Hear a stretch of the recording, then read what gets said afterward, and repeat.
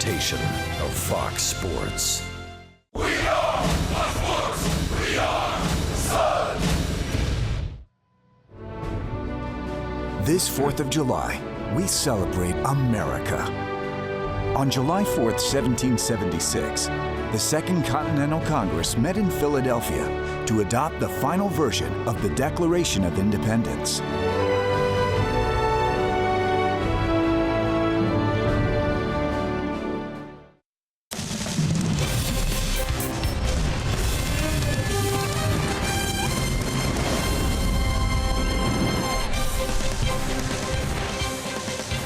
On the original side of the Orange Bowl, now the side of Marlins Park. We welcome you to Rays baseball on the 4th of July, interleague baseball between the Rays and the Miami Marlins. Hi again, everyone. Welcome to an afternoon of Rays baseball with Brian Anderson, Dwayne Stats. Great to have you aboard. We'll be hearing from Michelle Margot throughout the afternoon. Well, the Rays won a big one last night. Took a long time to do it. And BA, all kinds of things happening there.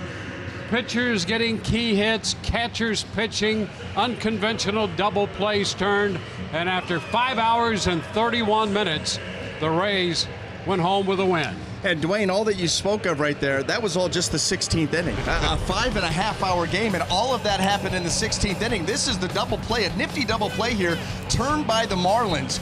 And that would leave the Rays with just Kiermaier at first with 2 outs. After a walk to Matt Duffy, all of a sudden Jake Bauers gets the Rays on the board. This double down into the corner would give the Rays a 6-4 lead. After an intentional walk to Wilson Ramos, how about this? Vidal Nuno, a base hit down the line. That turns out to just be a single. Because of that right there, a blowout on the way to first base that would put him on the DL, but now all of a sudden it's 7-4. Daniel Robertson would double in 2 more runs. 9-4, you bring on Sucre. Sucre gives up 3 straight hits, finally gets an out here deep out into left center field, and comes out of the ball game. Jose Alvarado would come in, of course, get the ground ball double play to end the game, or would he? We'd go to video, the game would continue, and finally, the ground ball to Daniel Robertson would end this thing and send the Rays home very late at night, 9-6 winners. Well, I'm not sure this recaps it well, but here's a chance.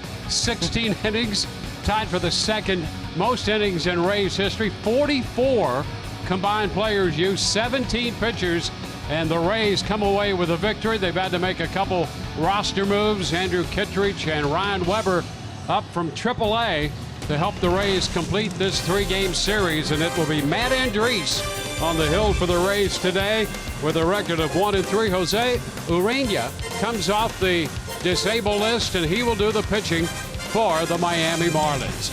Baseball right around the corner on the 4th of July.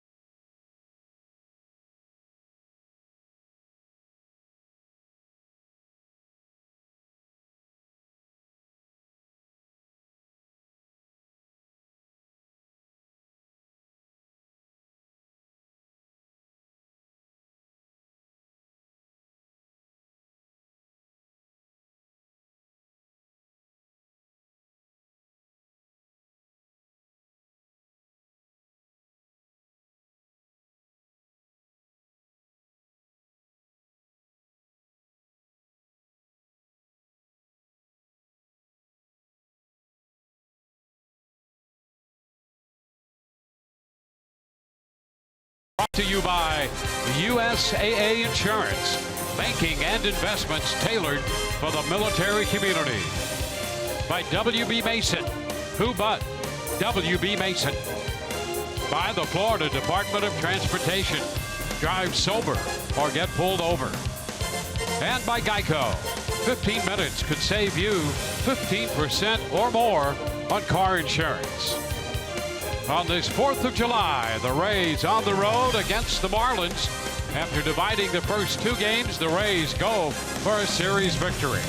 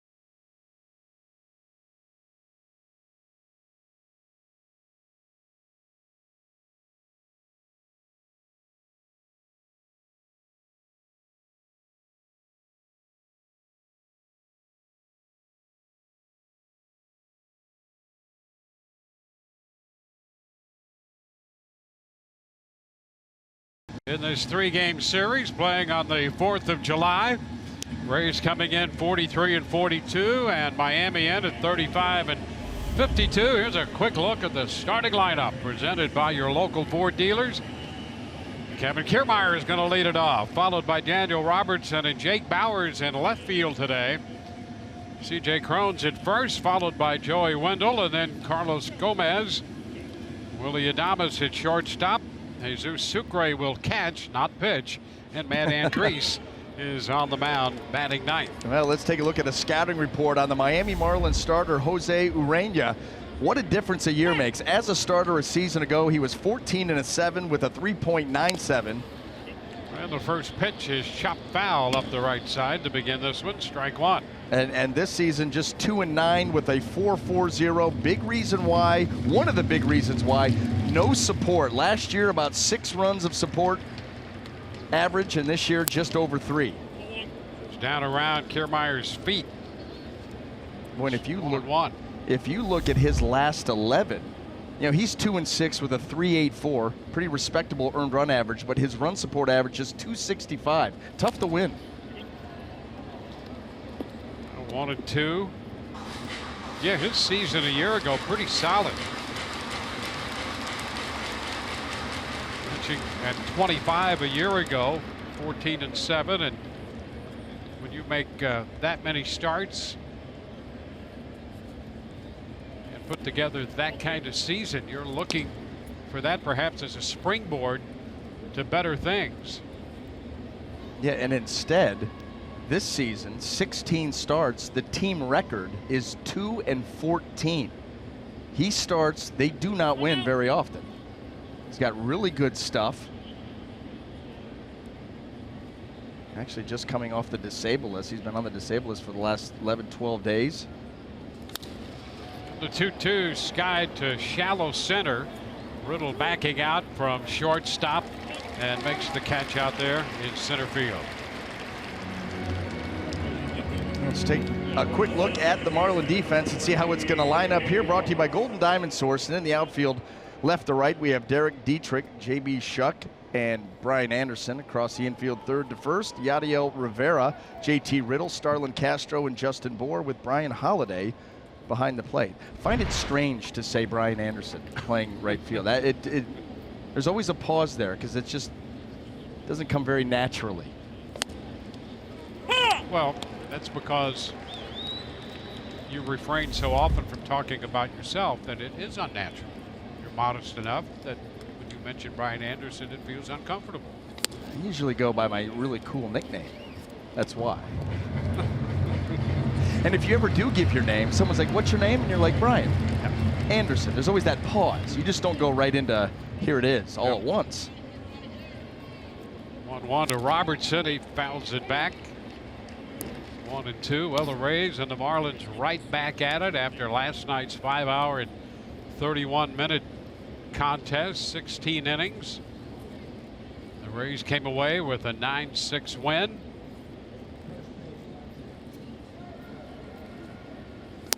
Pitch is wide. In some ways, it's a little better if you're the road team as opposed to dispersing to your various homes and then coming back. We'll see how that works out today, but the Rays went back to the hotel. Robertson out on strikes. It really does not feel like we left this booth, and I am not kidding. This is that nasty 96-mile-an-hour two-seamer with some run to get Robertson, but it really doesn't. I mean, we went and jumped on the bus. The bus was late, got to bed late. It was, I mean, and you're right back here with the day game. Quickest turnaround I can remember in a long time. Jake Bauers. Pitch is outside to Jake.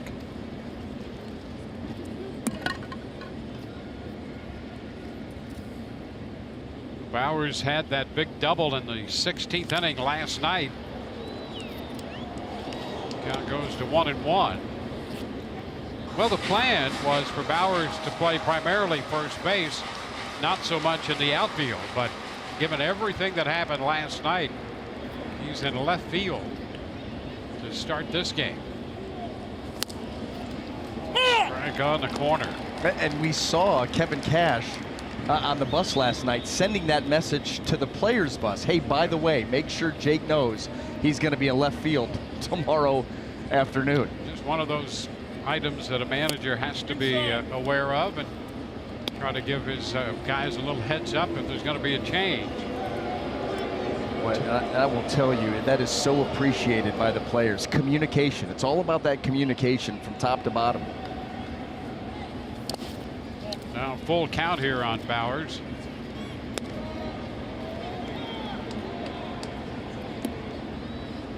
You know, it's one thing, you could show up at the ballpark and see where you are in the lineup and what position, but it's better to have just a little heads up and a little mental preparation for that. That's it. That you nailed it. It's all about that mental preparation. Strike three called on that inside corner. Fastball in there, and Bauers is out. So are the Rays. Bottom of the first coming, no score.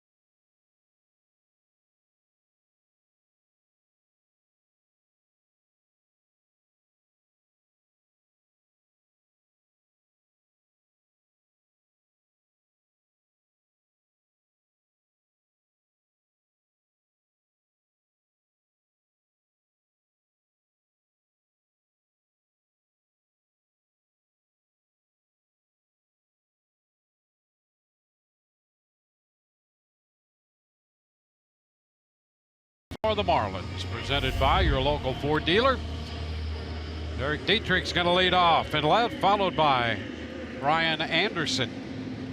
Justin Moore will be at first base hitting third. Starlin Castro, the cleanup man, followed by the shortstop J.T. Riddle, and then J.B. Shuck in center. Yadiel Rivera in seventh in front of Brian Holiday, the catcher. And the pitcher, Jose Urena, is in the ninth spot. And by the way, there was no reason for the pregnant pause and the eye contact when you dropped that. None whatsoever. Just wanted to make sure which Brian Anderson it was if you were still here. Pitch to Dietrich, and that's in there for a strike from Matt Andriese. Dietrich hitting .291. Taps and foul. Nothing at 2.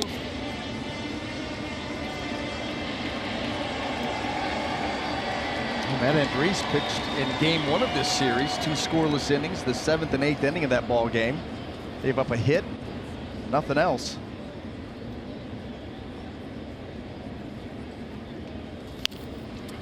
Foul back. Kevin Cash looking to get a couple innings out of Andriese, depending upon how efficient he can be, how much ground he can cover here to start this one.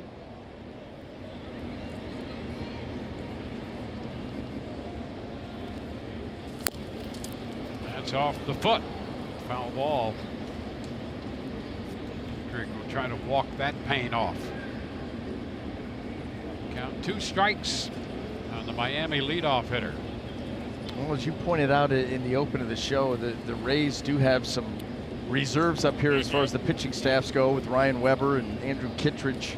Got some fresh arms to help give them some length, because as last night, as we went through the pitching staff, we got through about 5 or 6 innings. Yep. And that was about it. You need to be able to cover 9. In this league.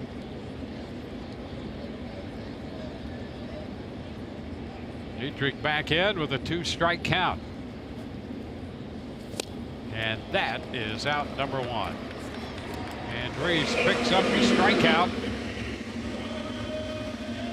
Well, eventually these guys will come into play. Let's look at the Rays defense, brought to you by Golden Diamond Source. In the outfield, left to right, we've got Bowers, Kiermaier, and Gomez.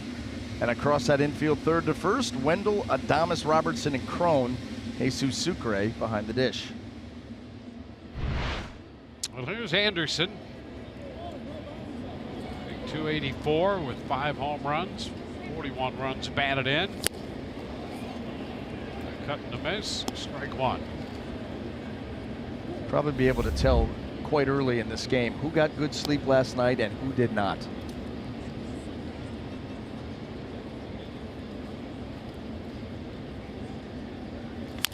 Little tapper, third base, a fair ball, and the throw to first. Wendell to Crone, 2 gone. Nice play there by Wendell. And Duffy getting the day off, and Wendell in there in third, showing that he can play all over the place. Nicely done. Does not miss a beat. Charges, puts himself in position to throw, and then gets it over to Crone. Watch how he gets around that baseball. Get up the line, and now the throw becomes a little bit easier. I'll tell you, for being a guy that's bouncing around second base, third base, you'll see him at short every now and then, left field, makes the plays. First baseman Justin Moore takes the ball. And I'm assuming that today he's got a glove that fits. Well, after last night, any giant glove, you might be too tired to lift it. This one is down 2-0, so he's on the infield down there at third. No need for the big outfielder's glove today.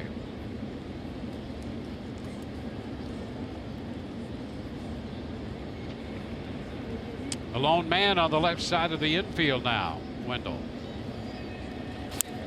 And there's ball 3. Moore's hitting .236 and went through a difficult stretch and showing some signs of coming out of that last night.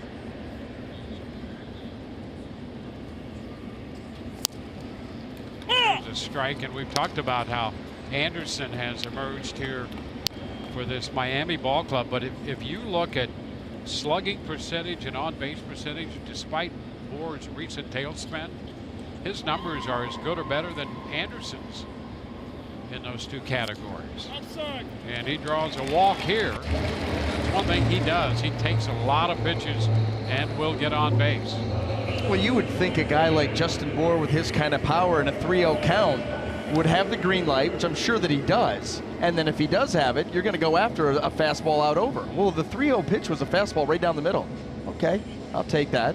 And then all of a sudden, you know, a ball off, he takes his walk. But, you know, he's one of the guys in this lineup that has a reputation. People know Justin Bour. They know he has a lot of power, and they're going to pitch him accordingly, typically around the fringes. So if you can show any little bit of patience, your on base should be pretty good. Now Starlin Castro. Pitch is upstairs.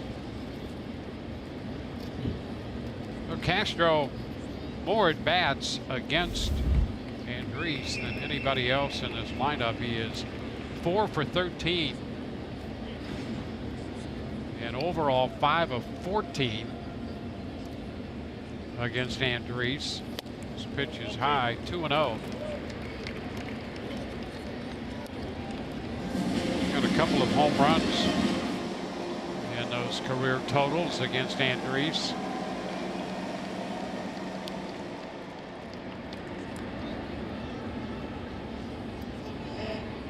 Boy, look at Castro, too. Look where he's at in the batter's box. Right up on top of the plate.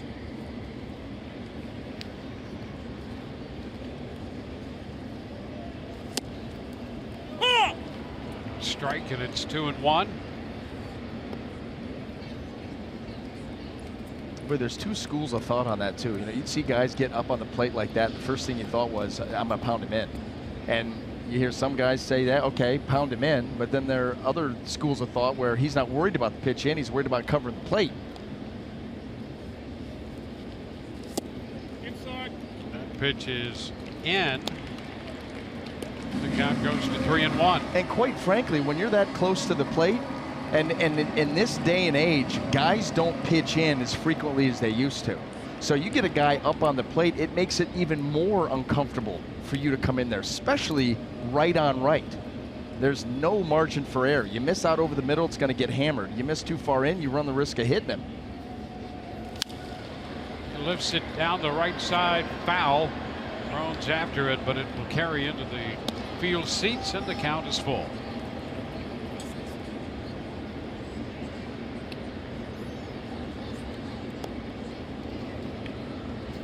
I will tell you this, if I'm Starlin Castro and I'm going to get up on the plate like he is, I'm going to get one of those little face flaps for my helmet, for sure.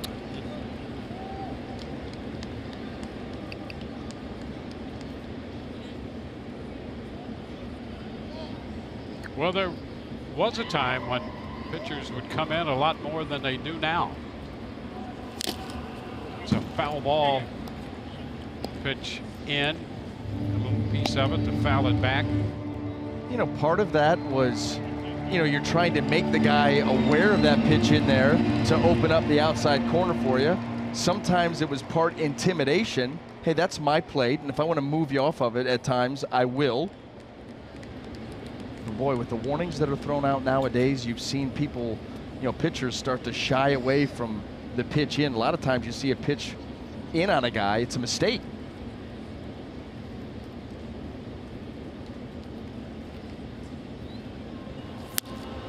Pitch is ball 4.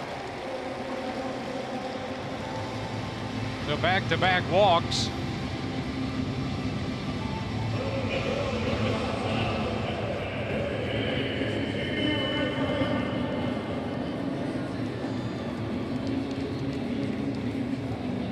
So back-to-back walks. Interestingly enough, Bour was at first with 2 outs, and on a 3-2 pitch, he was not running on that pitch to Castro. We said early on, we will know who had a good night's sleep and who did not. I mean, right, you're absolutely right. It's a great point. Why would you not be going? JT Riddle. That pitch is down. A ball, no strikes. So strikeout to start the inning, a ground ball out, and now back-to-back bases on balls.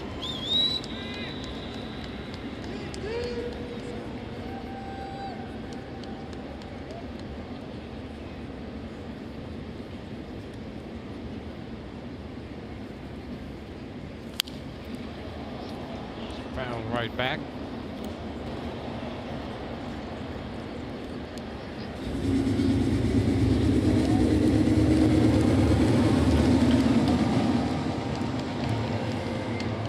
Well, it was almost all hands on deck for both these clubs last night, going 16 innings.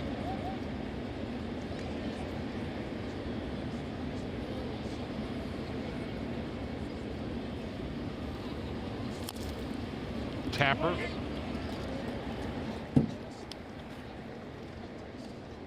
One ball, 2 strikes.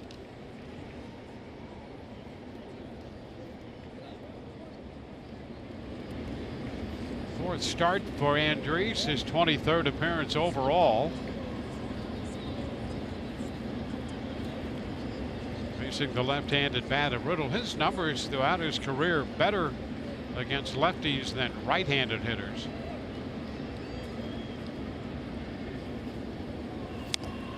And a foul ball on a check swing.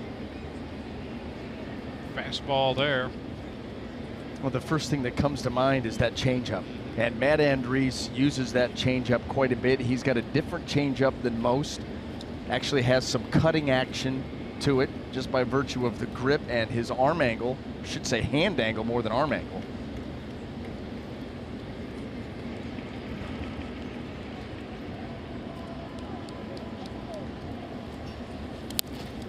And that's blocked by Sucre. It's 2-2.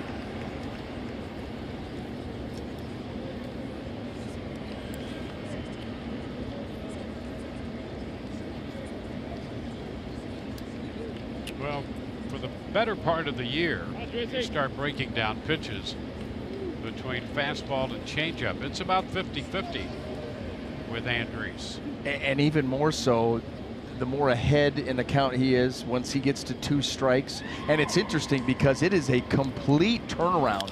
Liner into left, 1 hop charged by Bowers, and the bases are going to be loaded with 4 going to third and stopping there. 2 outs, now 2 walks and a single, and the bases are loaded.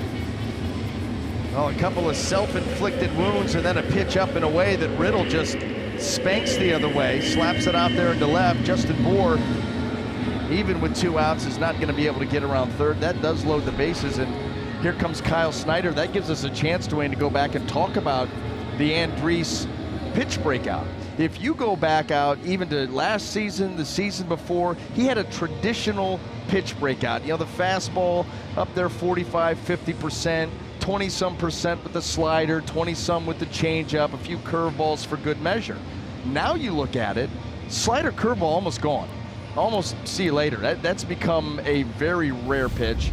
And it's fastball, changeup, and at times that changeup will overshadow the fastball, as you see right there. And this proves the point in numbers. The curveball a little over 8%, the cutter 2%, but that changeup fastball, that's what you're going to see. Yeah, and you know, that, like I said, there are times where almost becomes too predictable with the changeup. You know, he'll get up there 60+% with 2 strikes, and so yeah, he's gone from a traditional mix to, I want to say, gimmicky mix, but it's definite a drastic change from how he used to pitch.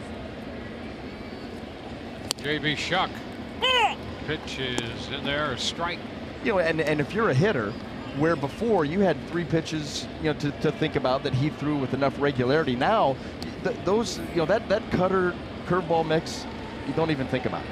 You're going to see it so few, you probably won't see it, you know, in your 3 at-bats against him or 2 at-bats against him, whatever it is. And if you don't throw it any more than that, chances are you're not going to command it all that well. Yep. Robertson on the ground ball, takes the throw to first. The Marlins are out. They leave the bases loaded. Do not score in the first. On to the second, no score.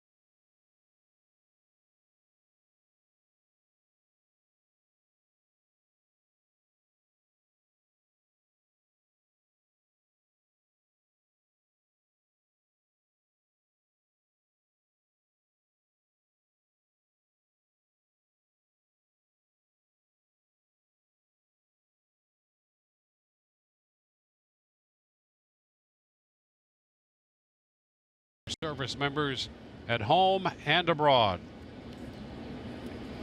C.J. Crone to begin the second inning. Outside. Which is a little wide. Crone followed by Wendell and Gomez.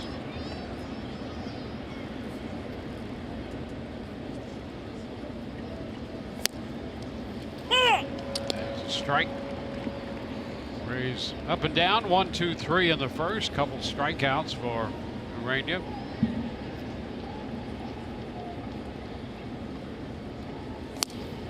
Two. 2-1.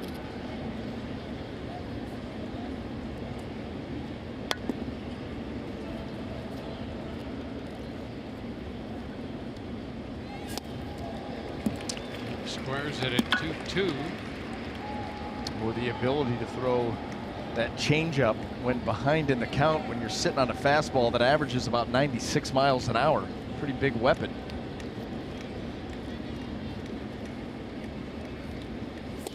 Inside. And now a full count.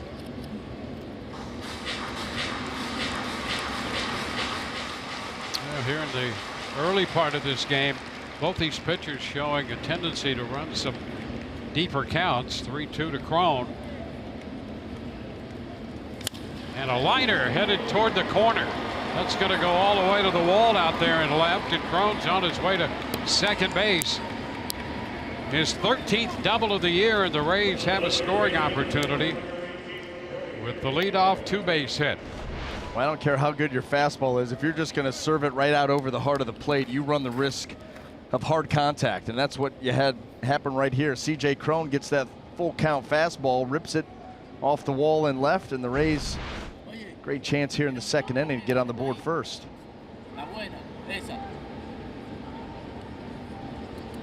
Joey Wendell.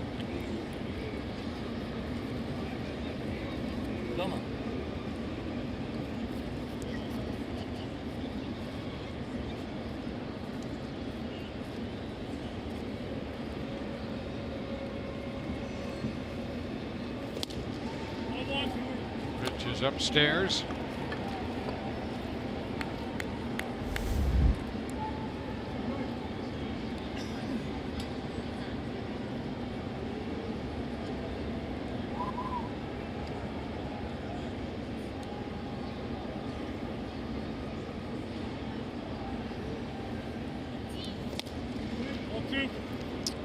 And that's ball two.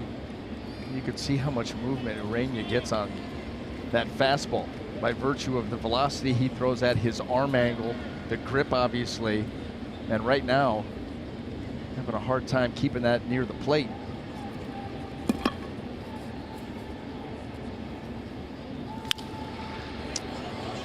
Headed the other way, out of play. 2-1. This is one of those pitchers that you tell him, just try to throw it down the middle. If you're trying to throw a fastball into a righty or away to a hitter like Joey Wendell, throw it right down the middle. It's not going to end up there. I can promise you that. That thing is going to sink right to the edge or just off.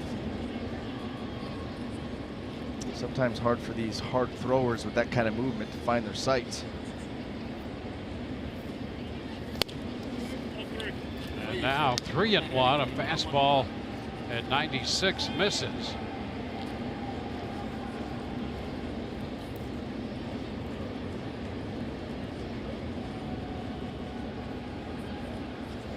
Well, even with the success he had last year, 14-7, that the strikeout and walk ratio was a concern, and he walks Wendell here. You know, he was still shy of 2 strikeouts to a walk a year ago, and that was when he won 14 games in 28 starts. So a few more walks than you would like from him. But, you know, then you look at his numbers this year. He's improved took a on big that. Step in the right direction. And it has not translated at all. But at the same time, look at the number of strikeouts this year per 9 innings. Gomez, bunt foul, strike one. Yeah, well, he came in with 75 strikeouts and only 21 walks in 94 innings. And you would think that with his stuff, that you're a strikeout an inning guy. You're going to be up there between 95 and 100 on the strikeouts. So far fewer strikeouts than you would think. But the walk total is less this year than in prior seasons.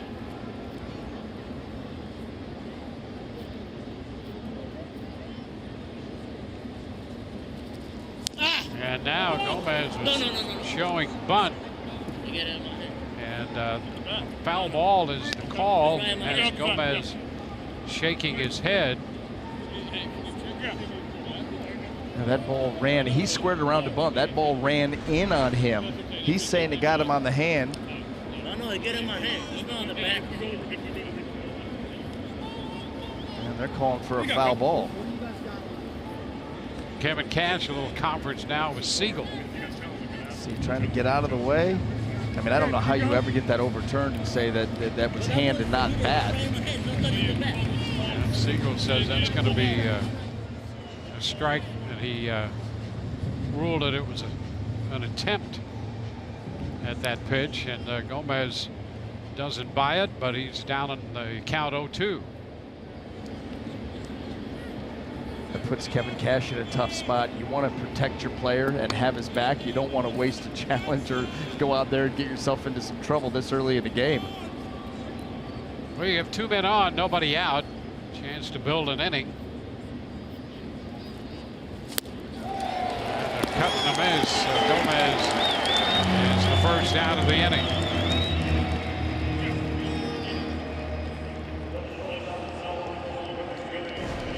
Our Toyota inside look. Here's the breakout of this young right-hander a year ago and this year.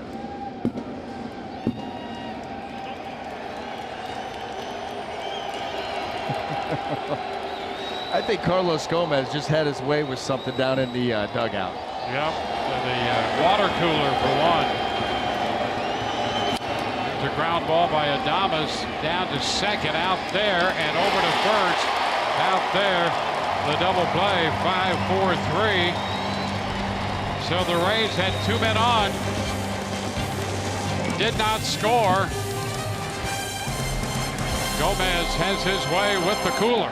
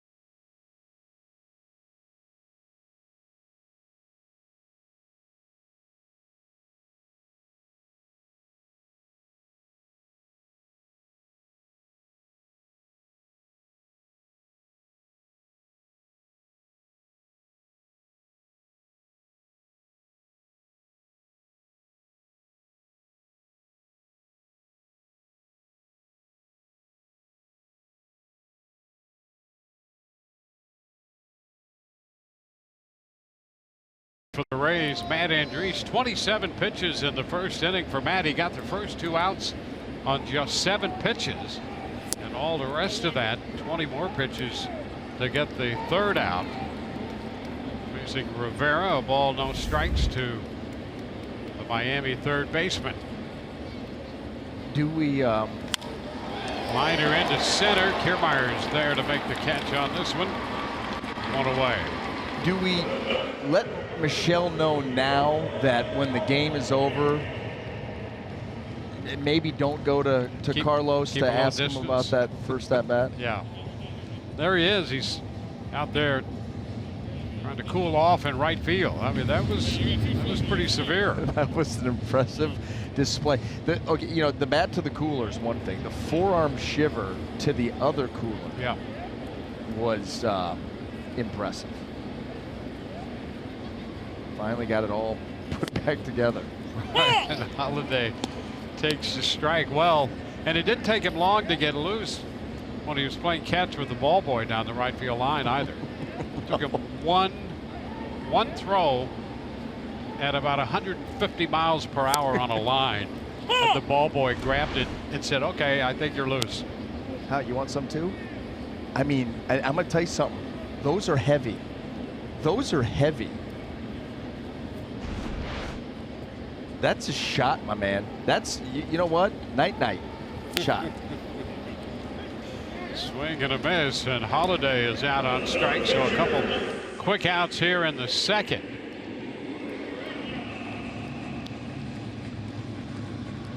Rivera lines to center. Holiday strikes out swinging.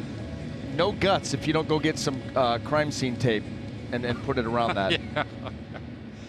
Yeah, you can see that they gave him plenty of room down there. Yeah, no, you have to. You have to tape off that area. Here's Urania now. Urania takes a strike. The thing about Gomez is he would come in and see that and think it was hilarious. He would. That would get him right back where he needs to be. Oh, bunt attempt and missed. 0-2. Yeah, he comes to the Rays, well, every club he's been with the reputation of being fired up. Yes. And at the same time, he also is a guy who can be very engaging. Oh, he definitely has an intensity about him. An energy level. He's enthusiastic. He plays the game hard. We see that night in and night out. But there is an intensity level there that can sometimes boil over. We just saw it. Swing and a miss. Urania is out of there on strikes. We're through 2. No scores. We go to the third on this 4th of July.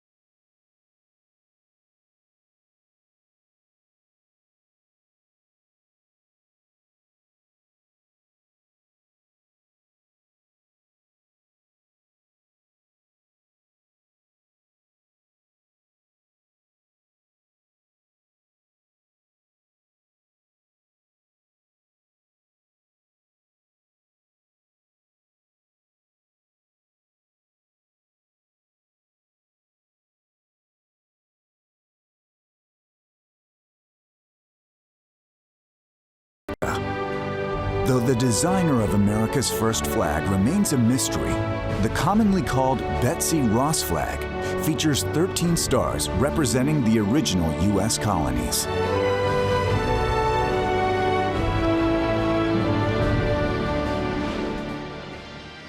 We go to the third inning. No score on the 4th of July. The Rays and the Marlins wrapping up this series. Having that glove at the ready.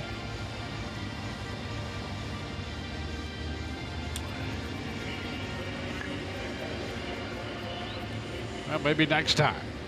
Perseverance will pay off. That's the one good thing. Still early. Top of the 3rd. And Jesus Sucre will lead it off. Sucre catching today. He was on the mound in the 16th inning last night.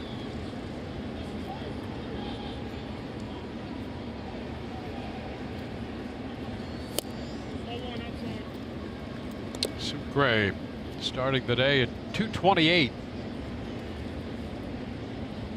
Pitcher's spot is due next, and the Rays have moved Johnny Field into the on-deck circle. With 2-0 count on Sucre, there's Field.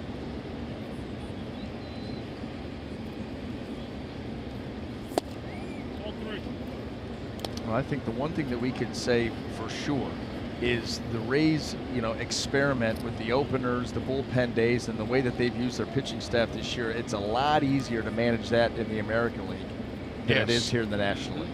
Yep. Strike. We saw Ron Weber up there in the bullpen, and this is the second go-round. The Rays had faced some National League competition earlier and found themselves in a challenging situation. Sucre now with a full count.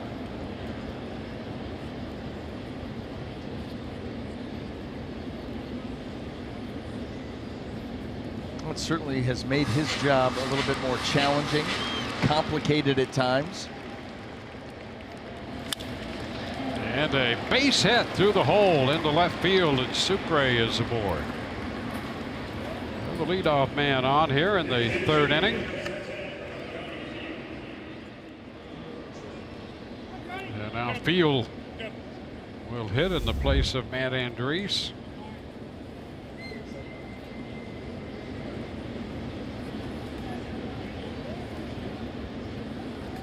Field at 217. He entered the game last night in the 6th.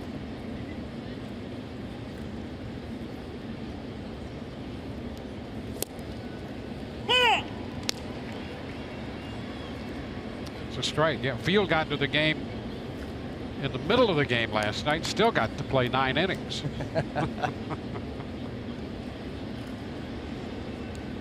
Boy, those are the games, though, that you never forget.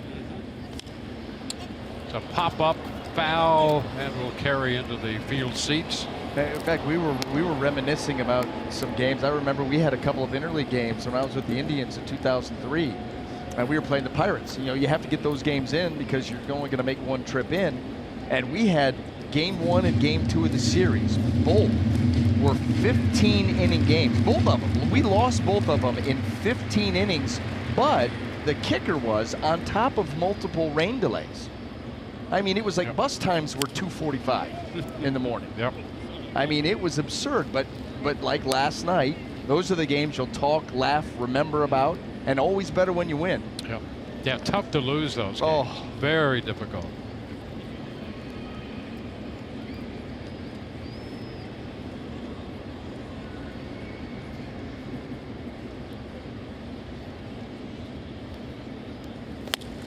Upstairs, Rays facing Jose Urania. Young right-hander, 26 years old, out of the Dominican Republic.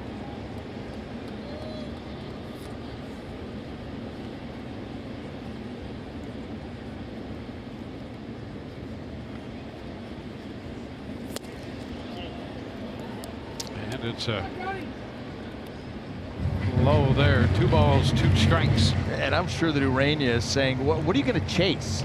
Fastball just above, fastball below.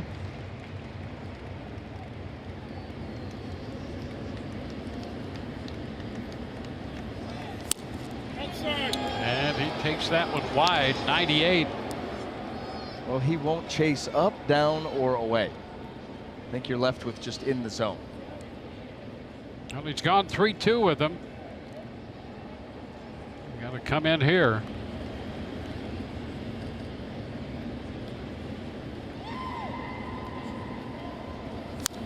And it's fouled back right down the middle at 97. And a really, really good swing put on that pitch by Field. All over it.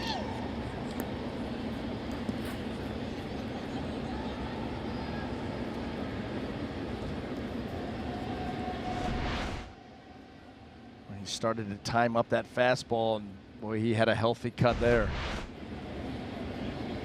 3-2 again. He shoots this one foul. Might want to think of going in a different direction.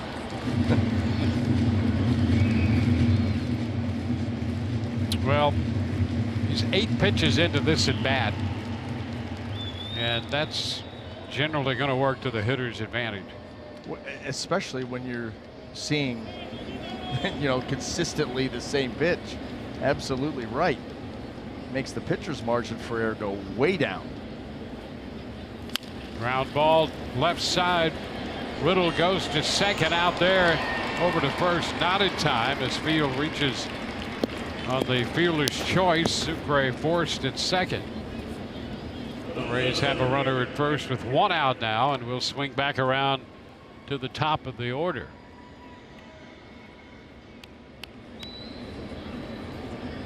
Kiermaier popped to the shortstop his first time.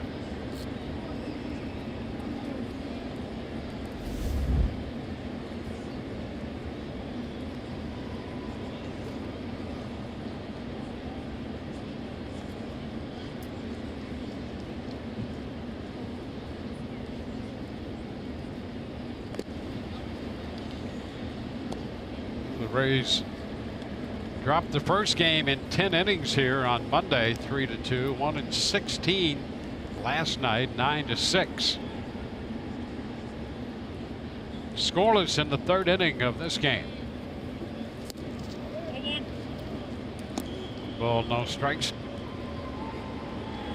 Kiermaier hit into that strange double play in the 16th inning last night when it appeared the Rays had something big cooking, and they in fact did, in spite of that double play.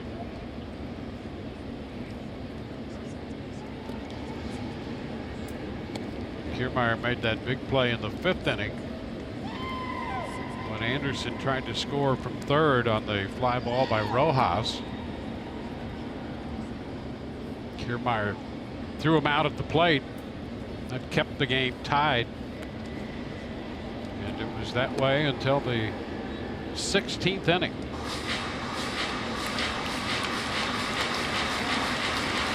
One on, 1 out. 1-0 the count on Kevin Kiermaier. He rolls it to the right side. Castro to second to Riddle. Safe at first on the throw back. So a fielder's choice. Slowly hit ball, and Kiermaier beat the attempt at the double play. You know what? You were going to be able to tell, Dwayne, if that double play was going to be turned by the flip from Castro. If it's a firm flip, they had a chance. The flip floated, and you know, with Kiermaier running, and you could see Castro talking to Riddle like, "Yeah, I didn't get it to you quick enough." See how that too much of a hump in it. Forget it. You know, you go with a ball that's not sharply hit, and then you're a little bit soft with the pitch.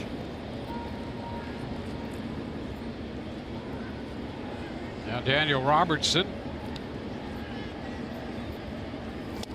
takes one tight, a fastball. He struck out his first time. Robertson was on base 6 times in the extra inning game last night.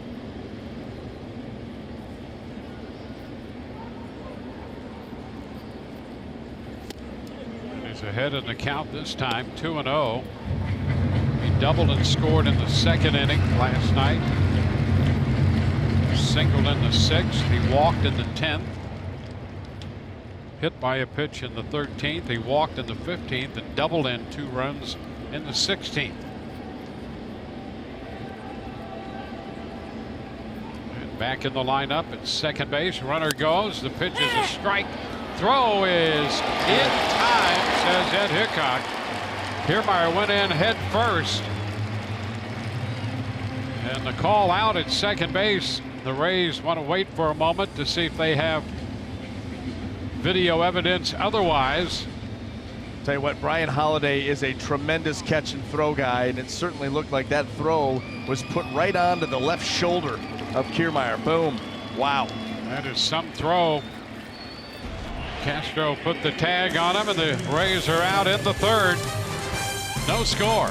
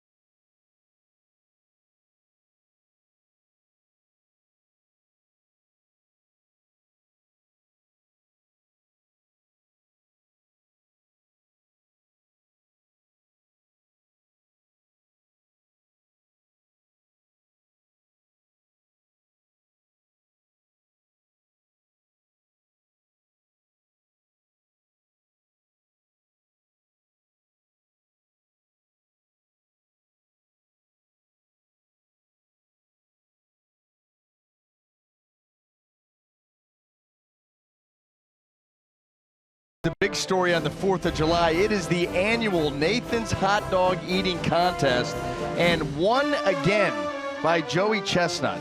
74 hot dogs and buns in 10 minutes, and he has now broken the record, as you can see right here, for the 3rd consecutive year.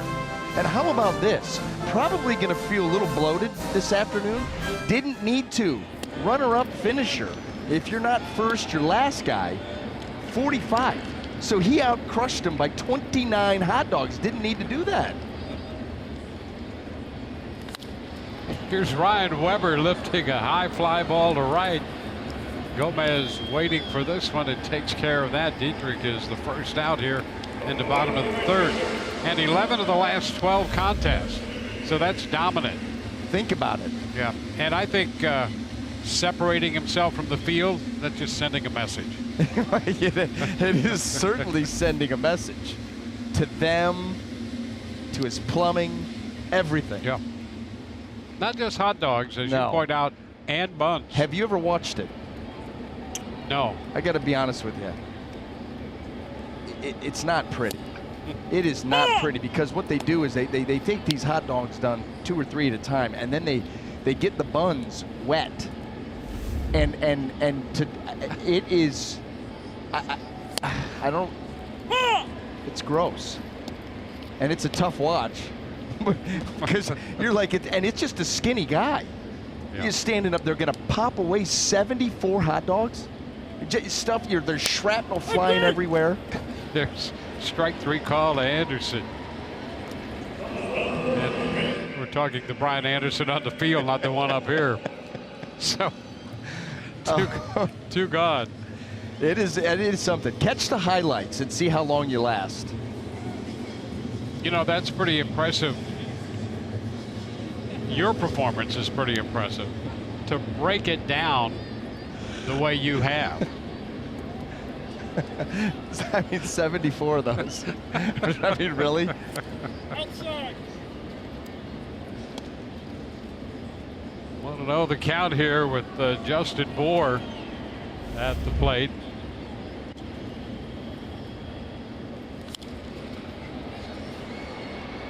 Out of play, 1-1.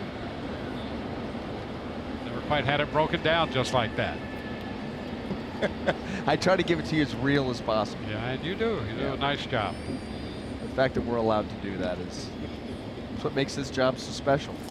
Just tell it like it is. Like it's going to be. Yep. It's a great visual, shrapnel.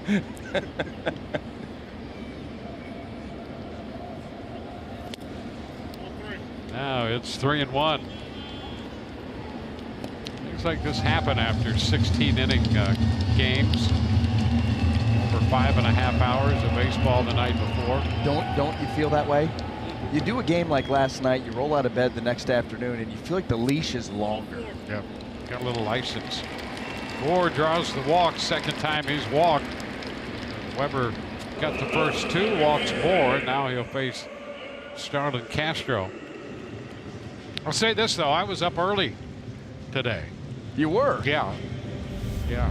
The alarm clock, not in my room, but in the neighboring room, Yes. was strong. Strong alarm. And apparently they couldn't turn it off. It went on forever. You wonder if they were even in the room. I don't know. Something was going on over there. Interesting. Yep.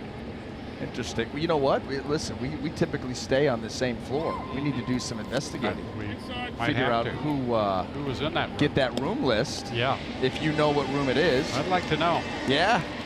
The never-ending alarm clock. Interesting. Yeah.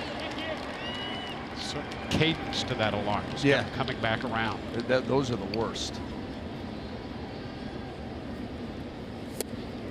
The strike, 1-1.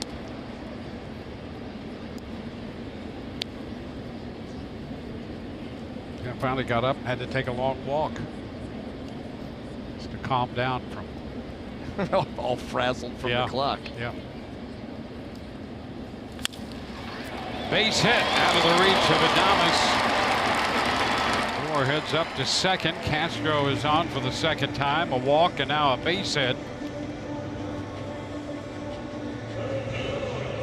And for the Marlins, that's their second hit. Andres worked 2 innings. Gave up a hit. Walked a couple. Now a walk and a single here given up by Weber. And again, a couple of base runners after the first 2 men had been retired. Here's the shortstop, JT Riddle.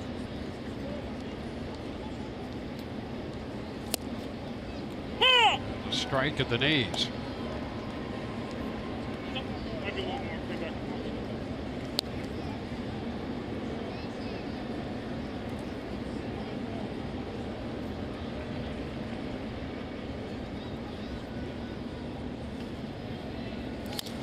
Chopper over the mound out to the middle of the infield. Adames takes care of that. Shortstop, and we go to the 4th inning on the 4th of July. No score.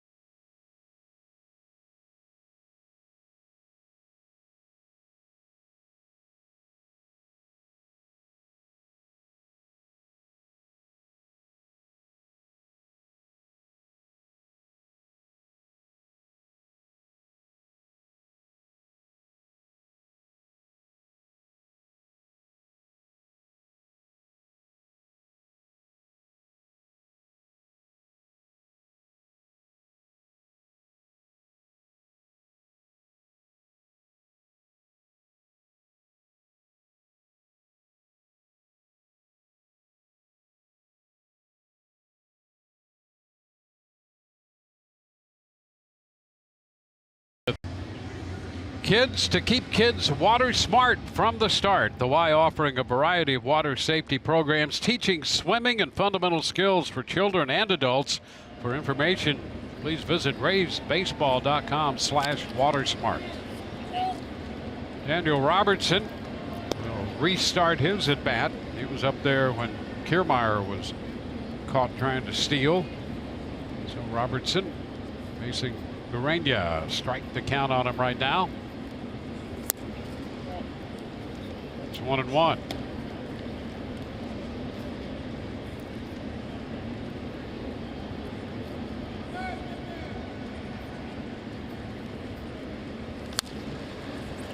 The right side now, 1-2.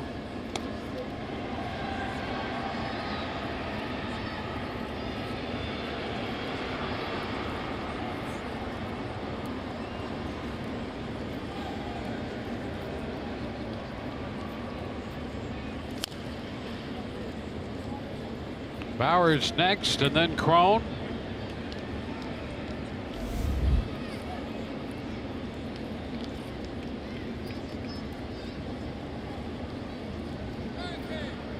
Jake Bowers on deck. Outside. Finish. Too wide and a check swing. Firm by Gabe Morales.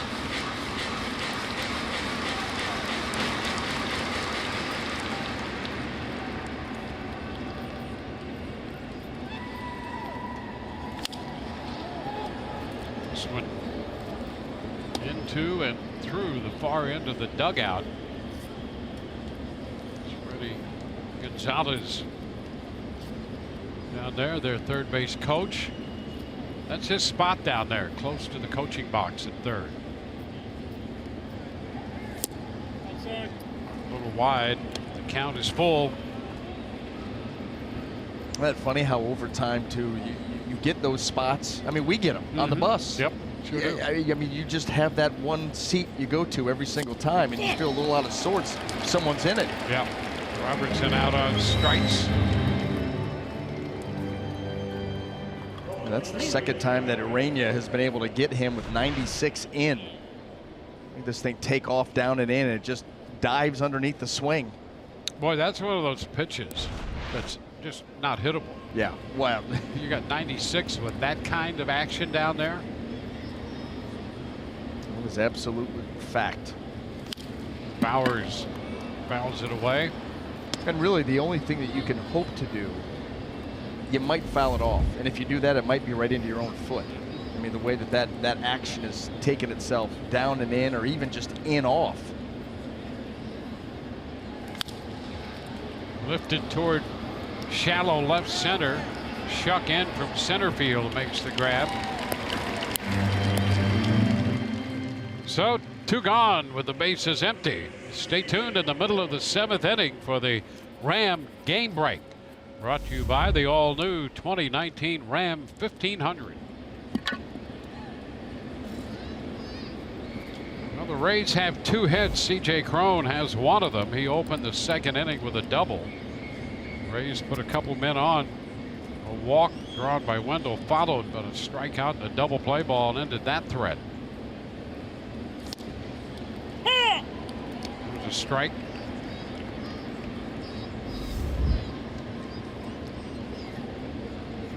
Crone up, back up over 240 now with the double his first time.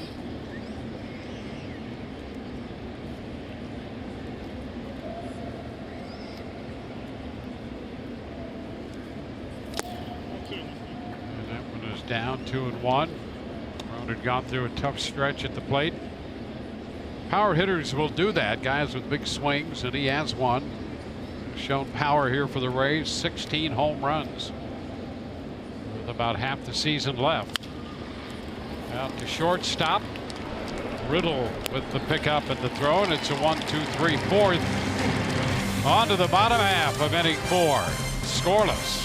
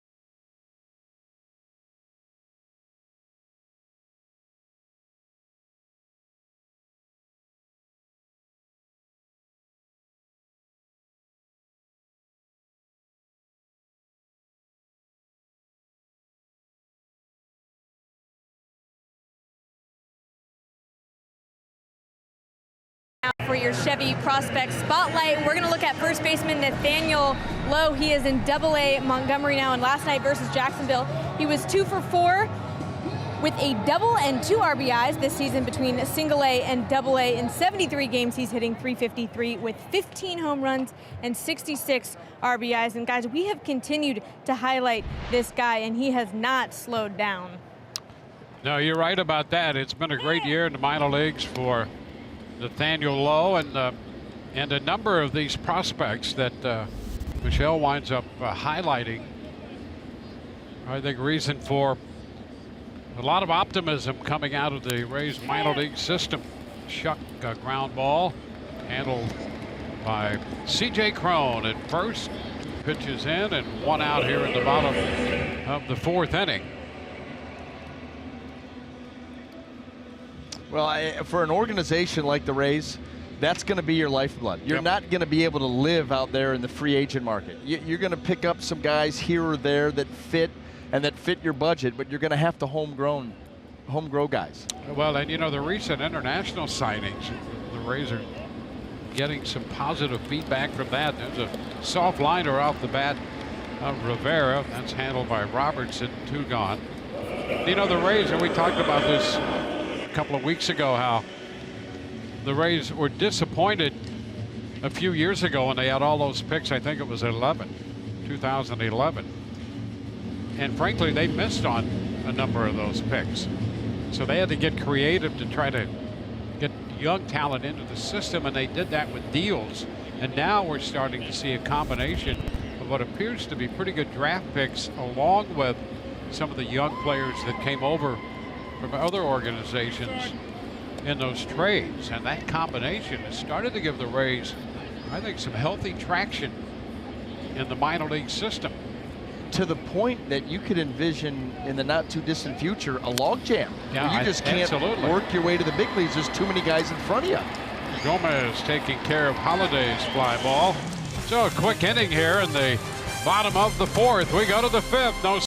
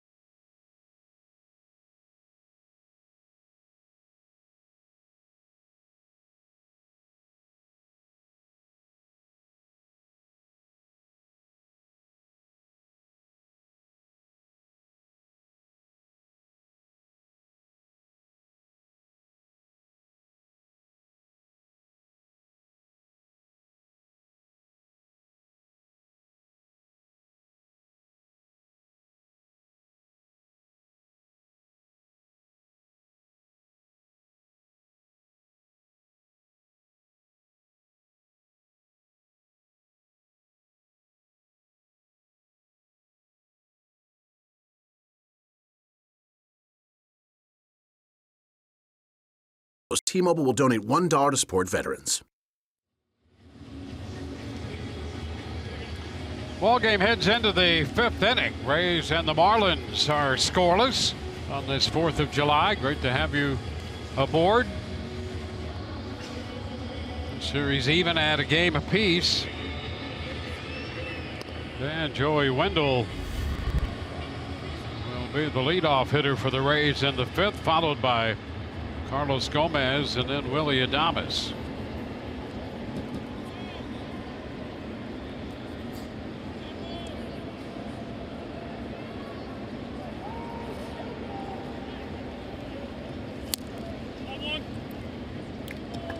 ball, no strikes.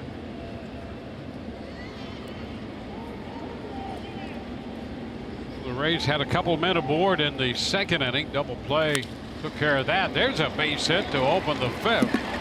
Wendell aboard for the second time. And that's their third hit.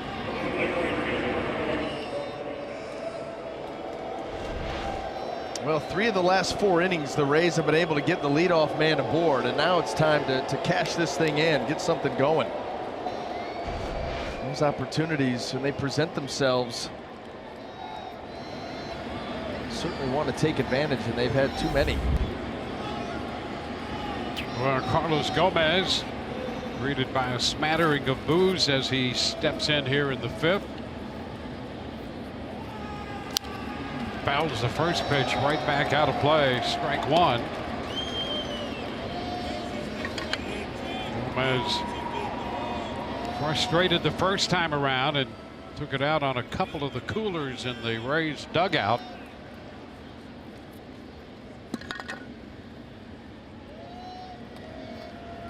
Over to first, the runner back. StatCast powered by AWS.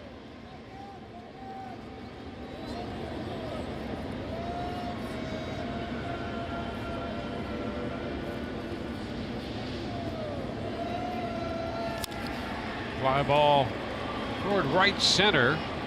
Anderson and the center fielder Shuck crisscrossing, and it's Anderson coming on from right field to make that catch, and boy, that could have been dangerous. Boy, extremely. You could see Anderson right there calling for it. Don't know if Shuck was calling for it at the same time, or they came awfully close. Well, a couple of guys there. Shuck doesn't play a lot of center field. Anderson moving out to right, so a couple of guys who do not play side by side a lot. There's a strike to Adames. Well, we know it wasn't the crowd noise. Say that with certainty. Well, you've eliminated that factor. Pitch is wide, 1-1.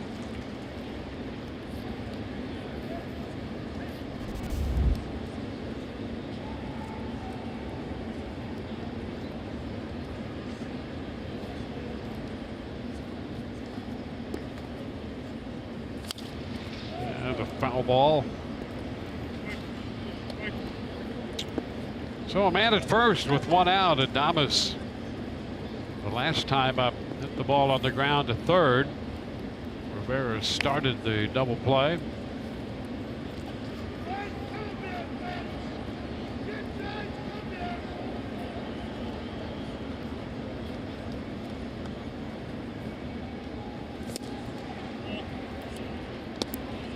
Two.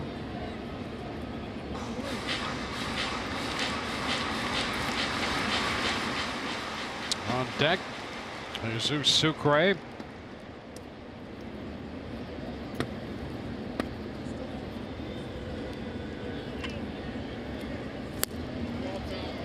And the pitch wide.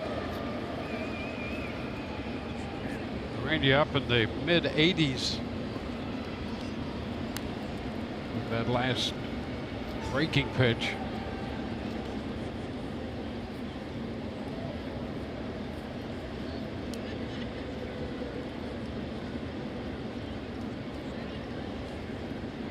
Runner goes, and a swing and a miss. The throw down is not in time.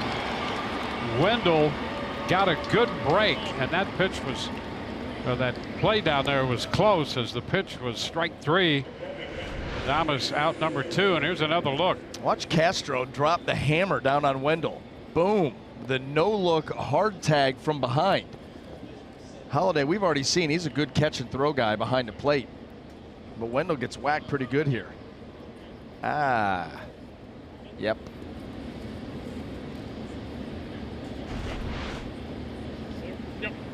Now Castro's going to help. Sucre's got to get the intentional walk.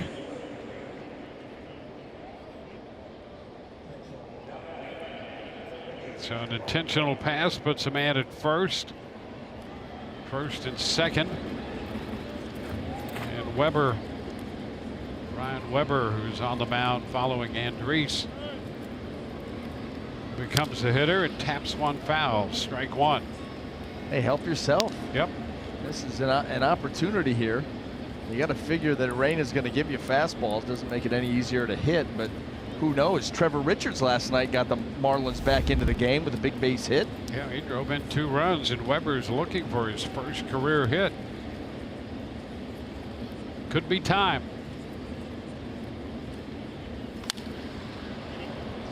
Out of play up the right side, nothing at 2.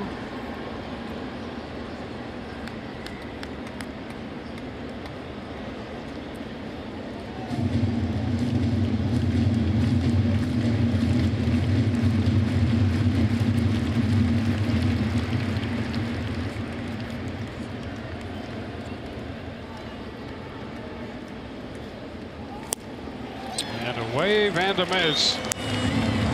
So the Rays leave 2 through 4.5, no score.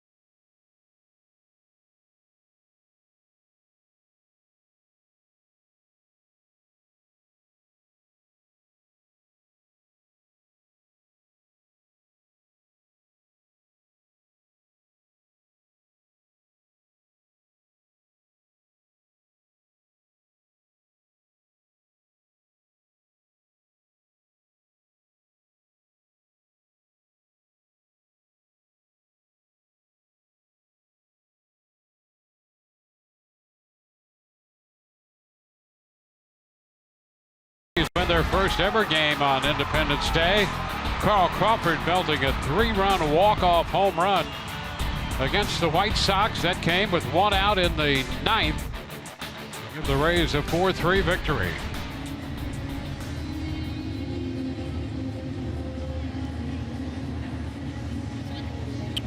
Ball game heads into the bottom of the 5th inning.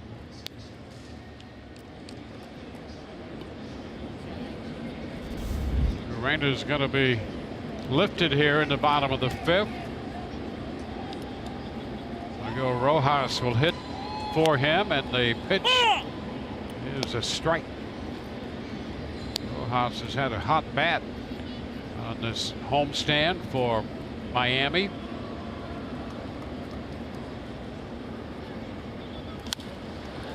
So lifts it into right. Gomez is there to make the catch. So that's the first out. So Urena, coming off the disabled list, goes 5 innings and does not allow a run. Rays picked up 3 hits off him. Now we'll be hearing from the Miami bullpen. Warsinski is up throwing. Dietrich. Pitch is a strike to the knees. We already have a final, Dwayne, in an afternoon game.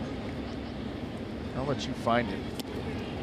I know that you love to give the updates. 1 ball and 1 strike. Go right ahead. No, I mean, it's interesting. You've done the work, and you no, should.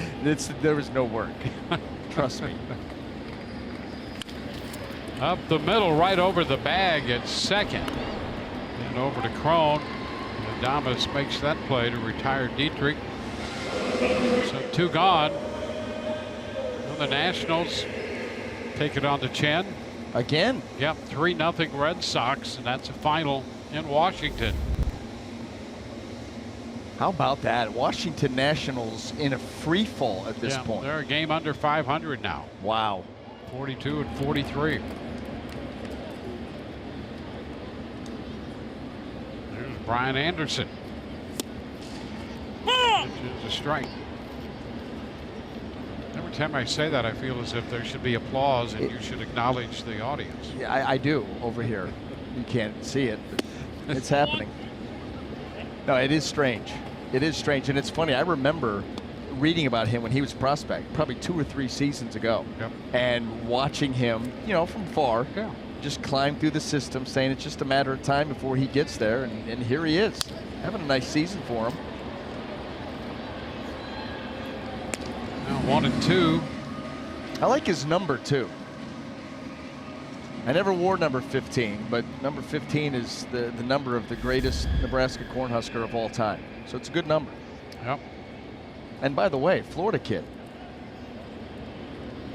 And chipping in here. He's one of 7 Marlins with 30-plus runs batted in. Adames takes care of that in a 1-2-3 inning for Ryan Weber. Speaking of chipping in, we'll go to the 6th.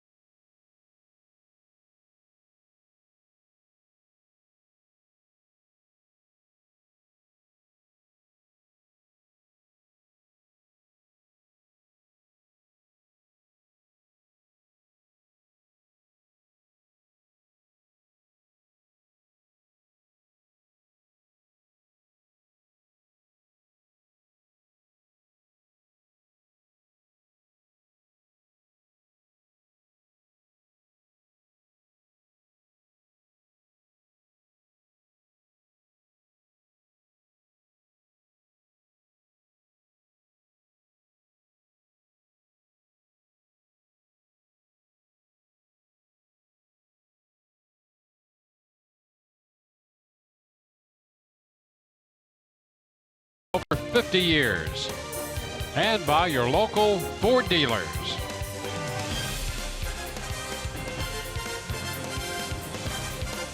Ball game moving into the 6th inning in Miami. Rays and the Marlins are scoreless. Jose Urena worked 5 innings, gave up no runs, 3 hits. Drew Rucinski enters this game, making his 11th appearance, with a record of 3-1. Just under 15 innings, 12 strikeouts and 3 walks. He got the win, the 10-inning victory here in the first game of the series on Monday. Marlins won that game 3-2.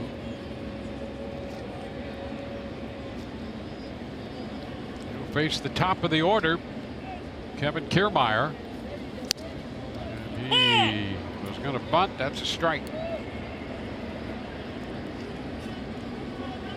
The Rays trying to get the leadoff man aboard to get something going.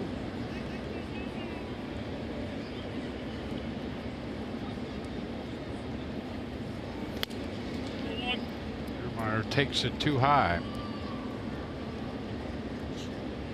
Rucinski pitched a 1-2-3-10th in the game here Monday.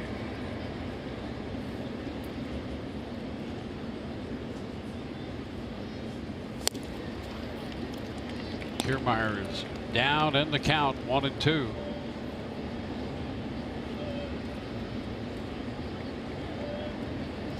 Rays with 3 hits. Marlins have 2. And that takes care of Kiermaier out on strikes. Well, Friday on Rays Live, the pregame show, again presented by your local Honda dealers. The Rays will be in New York to take on the Mets. The Montgomery Biscuits play-by-play man Chris Adams-Wall will be the subject of an interview about that club, and Orestes will break down Jacob deGrom as the Rays play the Mets. Daniel Robertson takes a strike.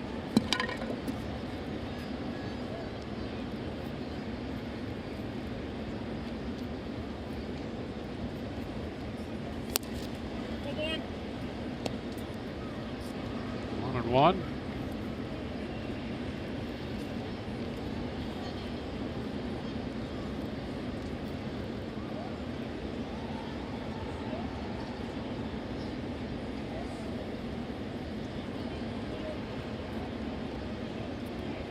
And now stepping back, Robertson getting time.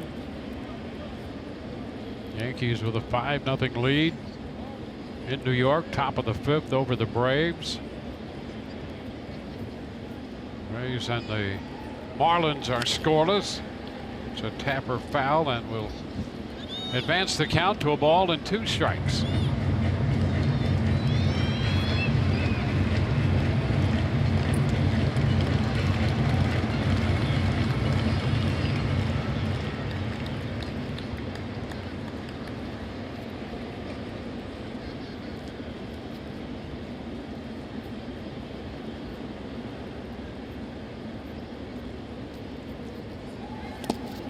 To the dirt with 2.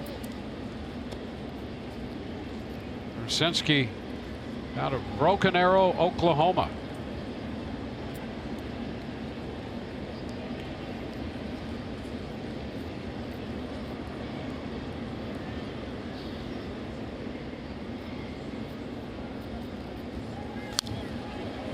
That's fouled back.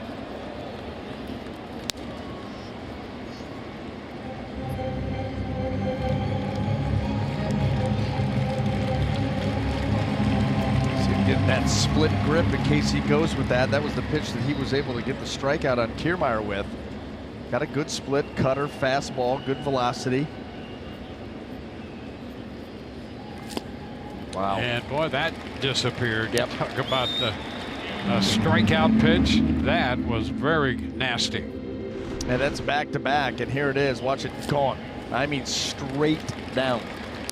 And the reason that you go with that grip in the glove, it's a whole lot easier to change from a split grip to anything else than to go from just holding the ball, you know, like in a fastball grip, and then trying to dig in there to get the split. So that's why a lot of guys that have that pitch will start out with a split and adjust accordingly. It's a ground ball back to the mound. Rucinski with the underhanded toss, and Bowers is the 3rd out. 1, 2, 3 in the 6th. Still scoreless, mid-6.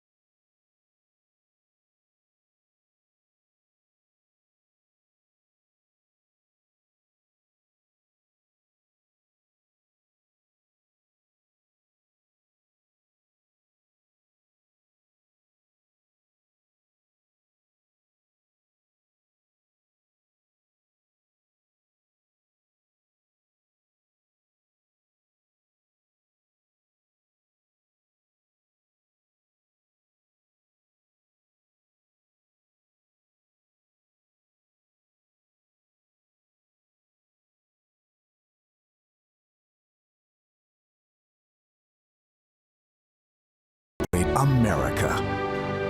One of America's most iconic treasures, the Liberty Bell rang in 1776 to call all citizens for the first public reading of the Declaration of Independence.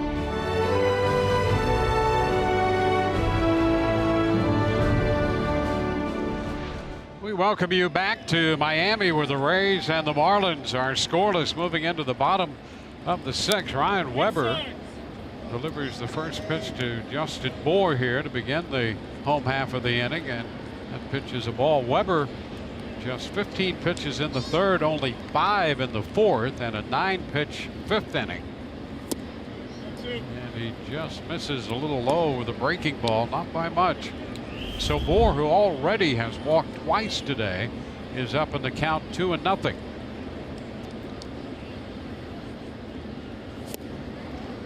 It's a strike, 2-1.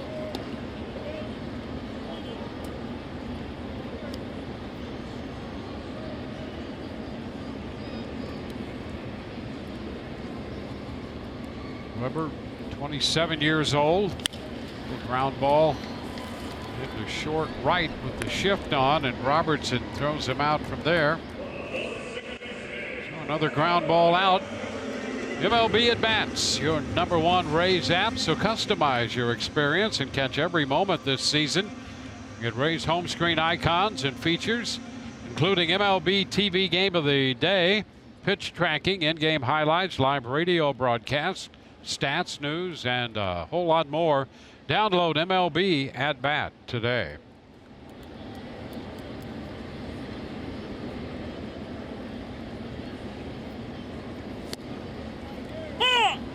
Starlin Castro takes a strike. You know what Ryan Weber lacks in velocity, he makes up for in deception and movement. See the arm angle, how much movement he gets even on that curveball. Gets a snappy little break, a lot of arm side run with the heater. Uses the whole strike zone, as you would imagine. 1-2, and he got a late night call to get here in time. Impressive they got 2 guys here. Yes, how about that? Yeah, we were wondering last night aloud, would you even have time to get them down here? And here they're ready to go. Bouncing ball foul. I'll tell you the other thing that Weber does is work quickly. And he gets it, gets ready to go.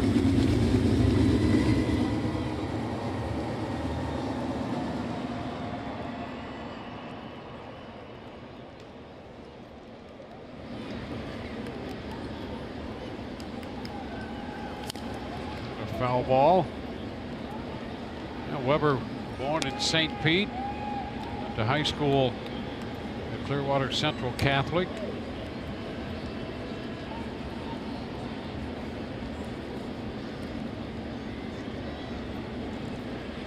Had some big league time with Atlanta and Seattle, and now with the Rays. And a Tapper foul. So the count remains a ball, 2 strikes on Castro, who's had a hot series. He'd been struggling before that, but in this series, he has been tough for the Rays to retire. Castro had a 4-hit night here Monday night to begin the series, and punches a base hit into center field here. On for the 3rd time in this game. A walk and now 2 singles. Boy, and Weber has them fooled here. You've got Castro kind of backside going one way, swing going the other, reaching all the way across the plate. And he's able to scoop that ball out into center field. And just left that swing in the zone for a long time, and it paid off.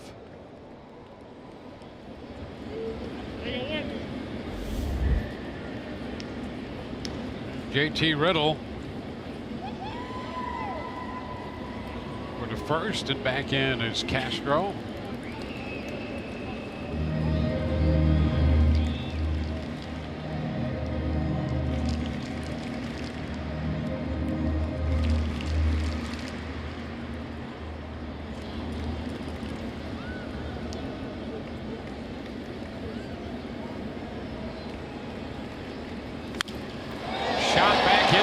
center field. Long run for Kiermaier. That's going to be over his head, off the wall. Castro's hitting third. They're going to wave him around. He will score. Riddle winds up at third. And it's a 1-0 Miami lead.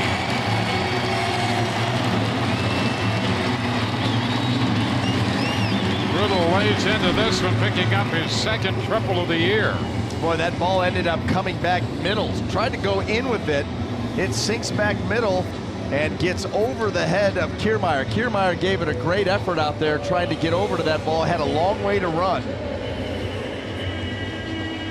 And unfortunately not able to get there in time.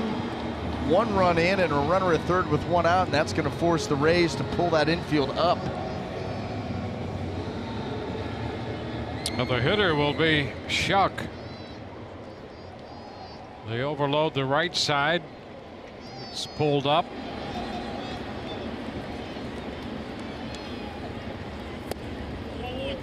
Pitch is down. Ball, no strikes.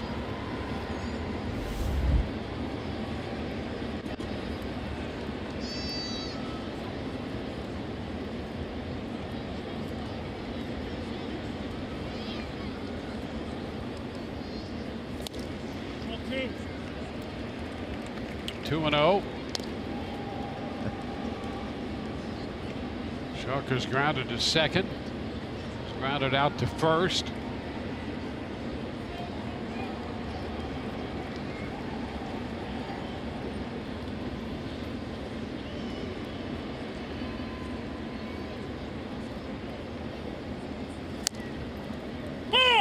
It's in there for a strike, 2-1.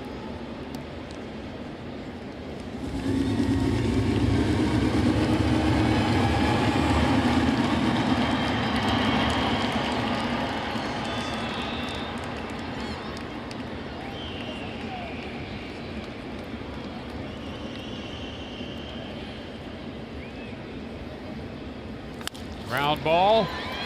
Play at the plate. The throw is not in time. Riddle got around the tag. The attempt by Sucre. Shuck reaches. Riddle scores, and it's 2-0. The Rays holding off. They want to take a look at their own video. Everything was set up perfectly to cut the runner down. But you see right there, no, he did get in there. Riddle went wide and back in with the left hand. Here's the field, the throw by Adames. And he got in there. Not even close. Boy, that's some good hustle down the line. And, you know, when you're talking about going on contact, you've got to get a good secondary lead, and you have got to be going on contact, especially with that infield in. And right there, Riddle's able to beat that throw. Shuck picks up the RBI, reaches on the fielder's choice. It's a 2-0 ball game. Yadiel Rivera is at the plate. He's lined to center and lined to second base as Riddle finds his way home on that infield ground ball. Nice base running by Riddle. Runner takes off on a pitch out and a throw down, and they're going to get Shuck right there. No, Shuck caught stealing with Robertson putting the tag on him. Well, the Rays guessed right. You got Shuck in motion, but a pitch out coming, and here comes Sucre. Boy, set up nicely. You see the swing there too by Yadiel. 0-1, yes. No help.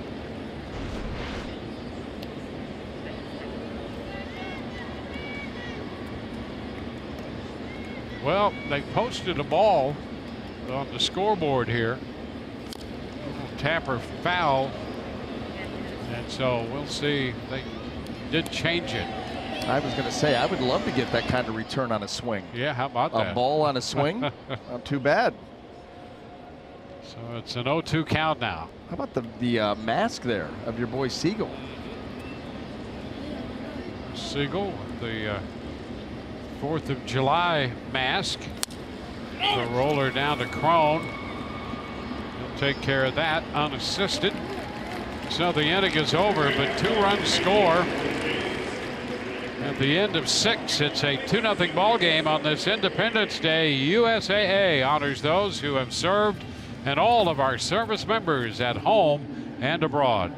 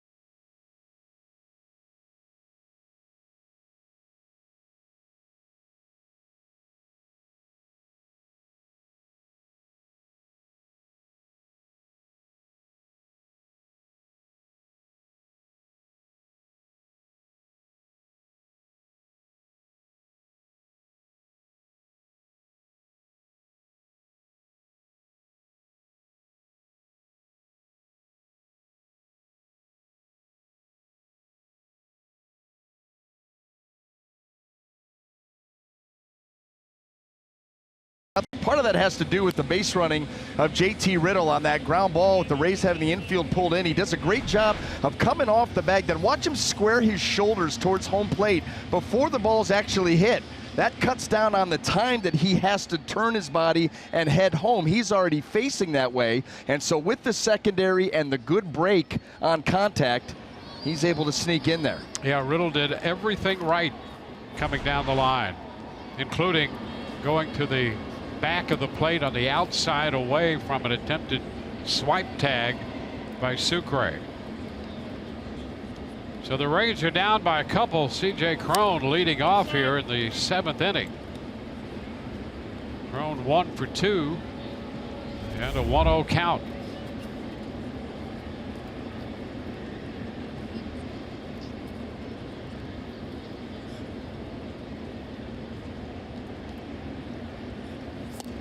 Inside. 2-0.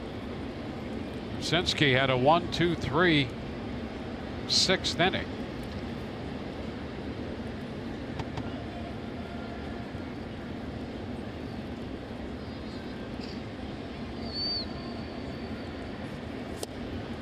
That's a strike. Brzezinski, another one of these pitchers on the Marlins staff out of the Independent Frontier League. He pitched at Rockford for a time. Who else was in that league? It was the starter. Yeah, Trevor Richards. Yeah, Trevor Richards. A little tap, broken bat, roller to third. And Cron is out. Rivera DeVore. Now Trevor Richards, who started yesterday's game, played for the Gateway Grizzlies. Brzezinski with Rockford also spent some time in the Angels organization. There's Joey Wendell. Well, the Rays have stranded 3. Only had a man as far as second base twice in this game. Wendell singled and stole second in the 5th. Pitch is high. Cron doubled to open the 2nd inning, and the Rays left him on base. Rays have stranded 3. 1 out into the 7th.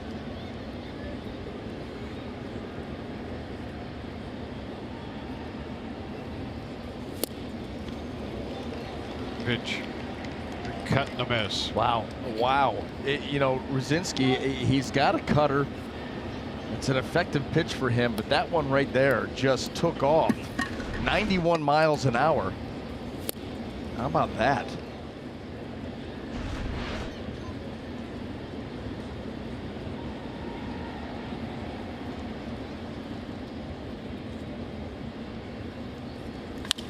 And a base hit pulled through the right side off a fastball. Wendell's on for the third time in this game. A walk and now 2 singles. That's a puzzling follow-up pitch to that cutter slash nasty slider down and in. You've already got a hitter looking way in there. Then you come with something straight, you almost do him a favor, and Joey Wendell takes full advantage.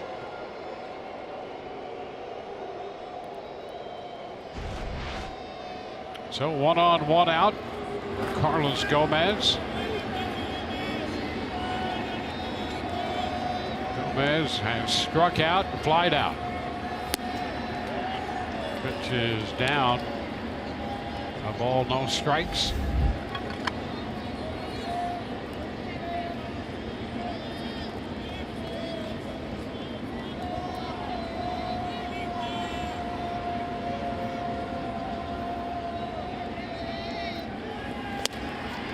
Now a strike. It's 1-1. The fans reacting to Gomez and his antics earlier in the game. He's got their attention, that's for sure. Brought some life to this crowd.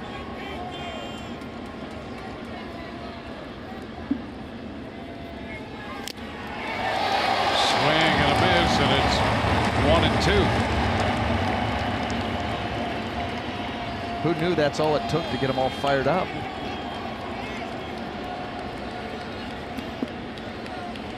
Yeah, it's amazing that he doesn't break his hand. No, he scares me.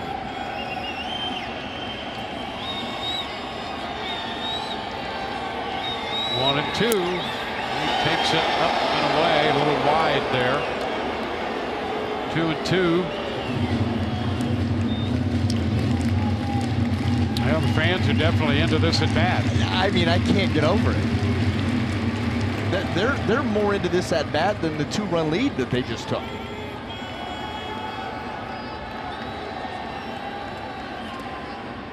Over to first, Wendell back in.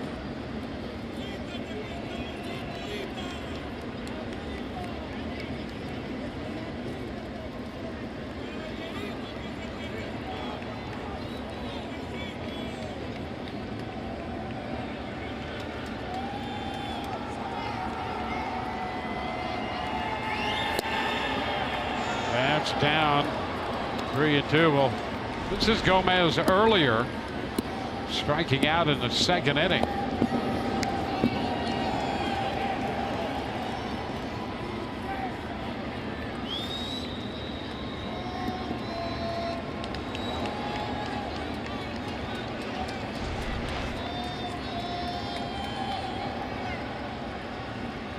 Runner goes 3-2. Skied into center field, right center.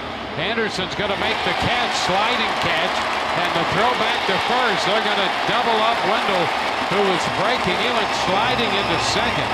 Had to get up and try to get back to first, and Anderson doubles him up. Anderson to Moore, and the Rays are out in the 7th inning. No runs a hit and nobody left. It's a 2-0 ball game.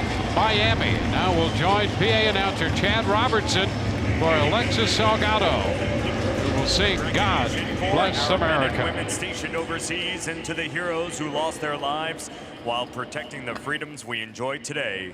We ask that you please rise and remove your caps for the singing of God Bless America, performed by Cuban-American recording artist Alexis Salgado. God bless America, land that I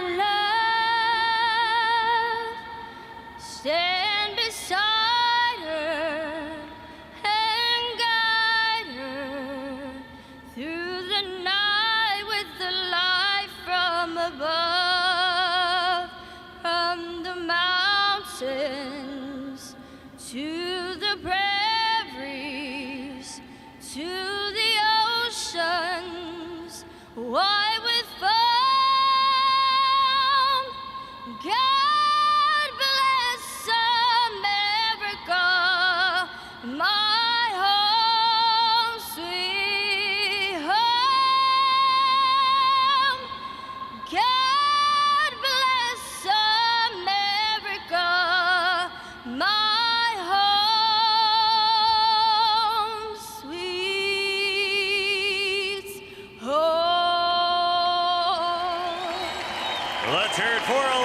Salgado. All right, Marlins.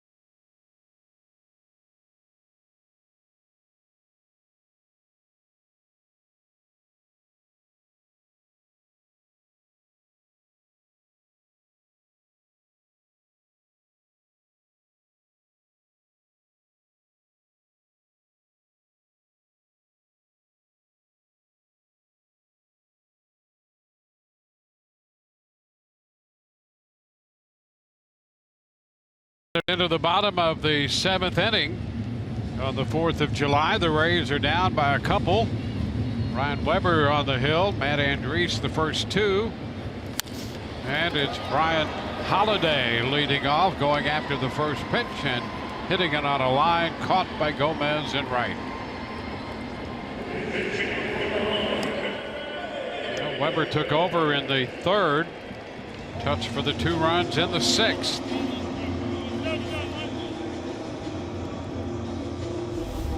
Maben will pinch hit for the pitcher Ruzinski. So they get 2 innings of 1-hit baseball, a couple strikeouts from Ruzinski. And Maben on to hit. Base is empty, 1 gone. Liner, that's going to be a base hit. 1 hop in front of Bowers. So Maben jumping on the first pitch he saw. Picks up the 4th hit allowed by Weber.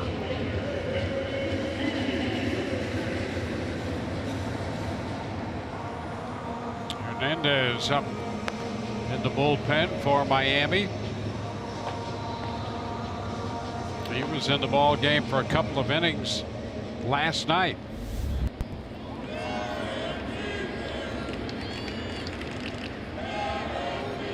Dietrich, 1 on, 1 out. The top of the order here. Dietrich takes a strike. Oh, Weber's job now to hold the Marlins right where they are. The Rays with 2 shots left.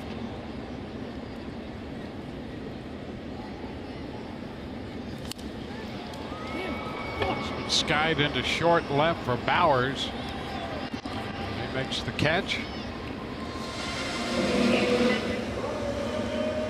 2 away. And a hitter will be Brian Anderson. 0 for 3, a couple of ground ball outs sandwiched around a called 3rd strike. Well, he made the grab on that ball hit by Gomez. Sliding catch, and they turned it into 2. Wow, how about the way that he was able to pop to his foot and make that throw, knowing that there's no way you're going to be able to get up and step into a throw to get Wendell. You had to slide, almost like a pop-up slide, and throw all in one motion. He skies it to the right side. That's going to be out of play for a strike. The Bonefish fresh catch of the day there by Anderson. And what did in Joey Wendell was the slide out at second base. Yep. You know, all of a sudden you slide and pop up there. That takes an awful lot of time to get back.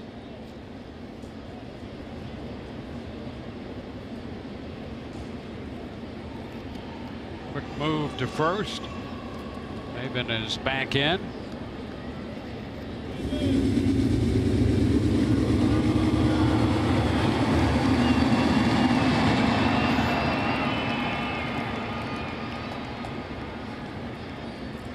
Runner takes off, and the pitch hits Anderson.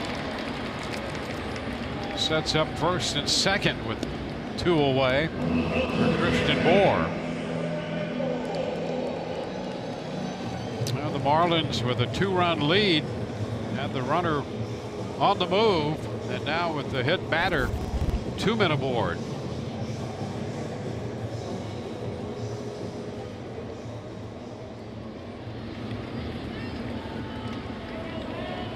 With a pair of bases on balls, grounded out in the 6th inning.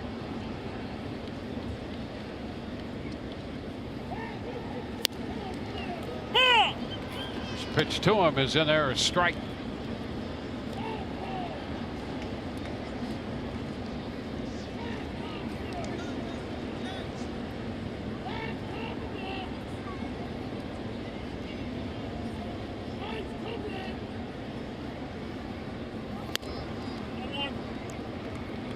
One.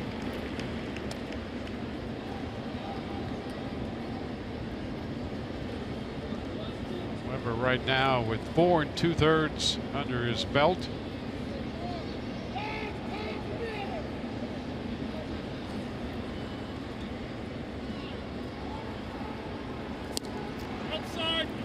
Now a bit wide.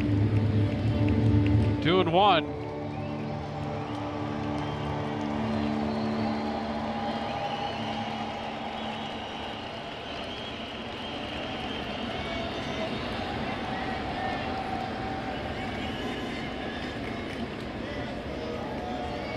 Ground ball right side.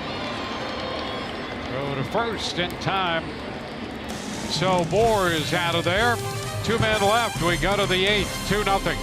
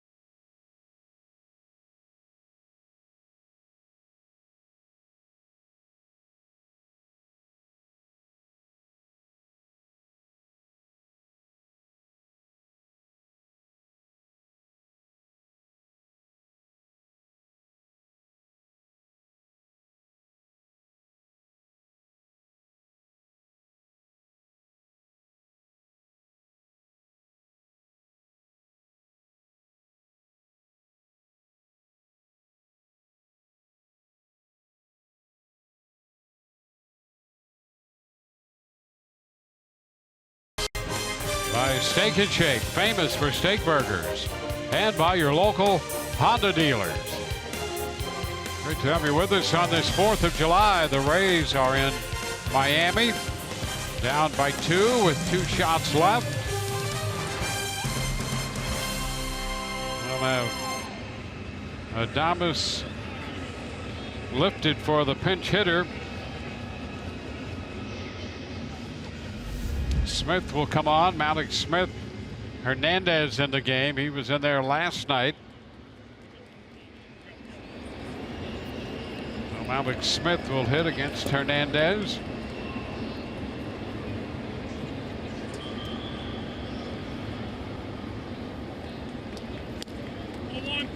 Takes the pitch high.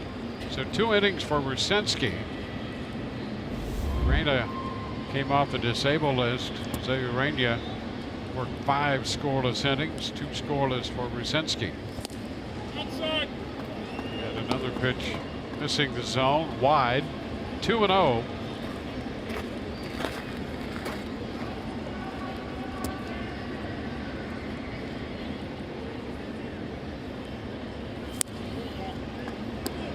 Three and nothing. And you knew that this was a distinct possibility as soon as Don Mattingly started to warm up Hernandez. We saw him early in his outing last night with some command and control issues. And he walks Alex Smith on 4 straight pitches. The Rays put the leadoff man on base for the first time since the 5th, when Wendell opened with a single. Now a leadoff walk drawn by Malix. Jesus Sucre will bat.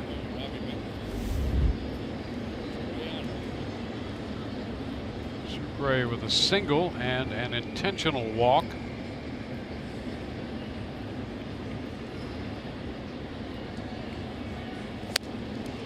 And he takes that pitch for a strike.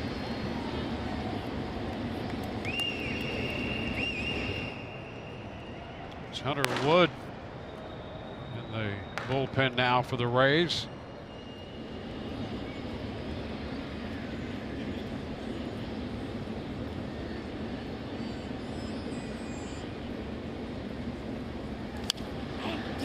Fly ball lifted into center. Shuck waiting and makes the catch. So 1 out with a runner at first. Visit a local participating 7-Eleven store and pick up a Rays discount coupon for $7.11 tickets to the game Friday. It'll be July 20th against the Marlins. Keep saving with $5 Budweiser and Bud Lights exclusively on the Budweiser porch. Ages 21 and over. Please drink responsibly. Matt Duffy will pinch hit for Weber.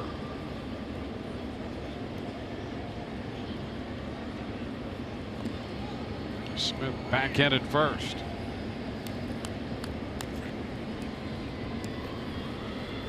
Duffy's average .315 and 2 hits, was on 4 times in the extra base or extra inning game last night. Now a strike. Rays have been out hit 5-4. They've been outscored 2-0.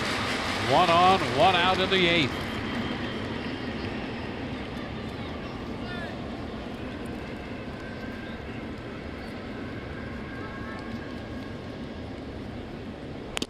Alex again drawing the throw, back standing.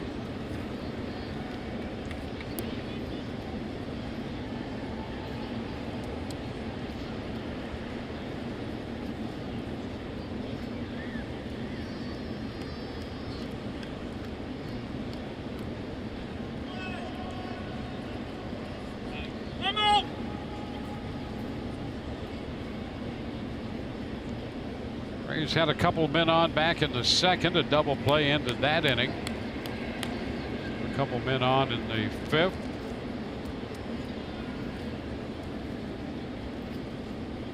Not many opportunities for the Rays in the scoring department so far this afternoon. Trying to build something in the 8th. Now throw down to first, and Malix is back in on a pitch wide. Count on Duffy goes to 1-1. Trying to keep Alex Smith close over there at first base. You know, long hold there by Hernandez, the throw behind by Holiday. You'd like to be able to get him. You'd like to be able to affect him in the way that it turns into an out, but at very minimum, you want to cut down on the secondary lead, maybe cut down on some of the aggressiveness.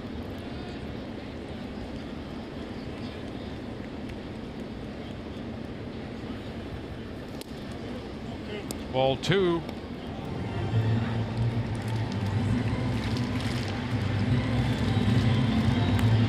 Last night for Hernandez. He walked 1, struck out 1.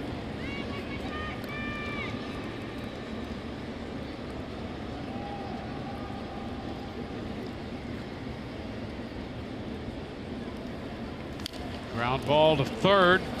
Rivera to Castro 1, first base 2. And a 5-4-3 double play ends the top of the 8th. Leaving the Rays still looking for their first run, down 2-0.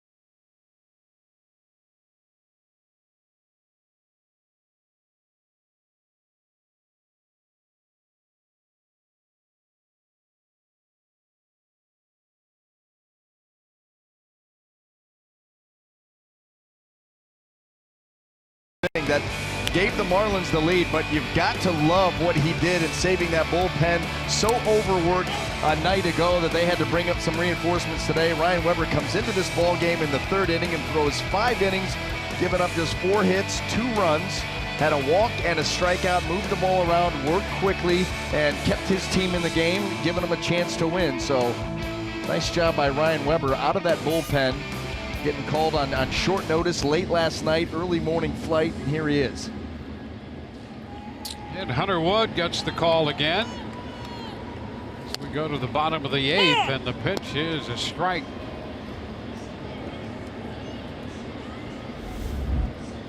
Wood, 37 pitches over 3 innings last night. Comes in throwing strikes, 0-2 the count on Castro in the 8th inning.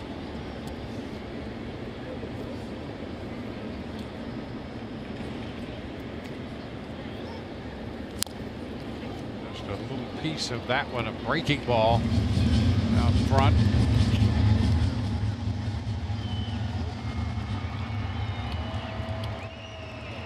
Duffy stays on to play 3rd. You saw Wendell moving from 3rd to 2nd, and Robertson 2nd to short. And that's a swing and a miss.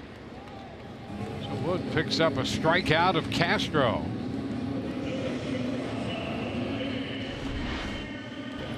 Good break there. Good depth, hard slider there.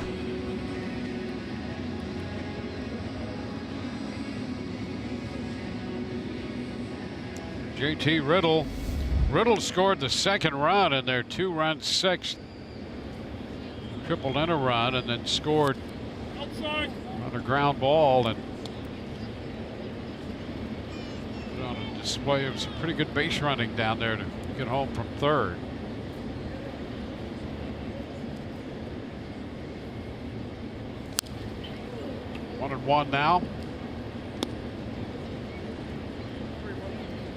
Tanner Wood came on last night, worked the 6th, 7th, and 8th innings, gave up a walk, and for those 3 innings, only 37 pitches.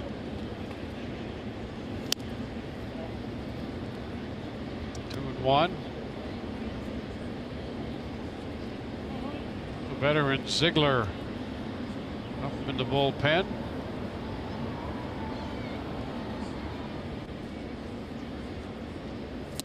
Outside. 3 and 1.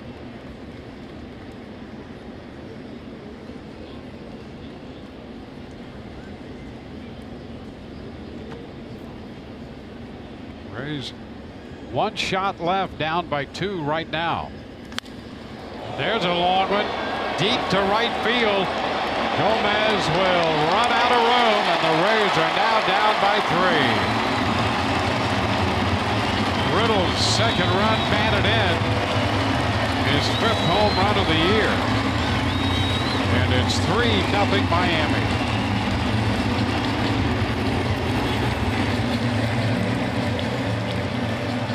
Well, he had the count firmly in his favor at 3-1. He looks for a fastball out over, and no doubt about that one. How about this? His last couple of at-bats now. What was that? A home run, a triple. He singled in his first at-bat, not just a double short of the cycle.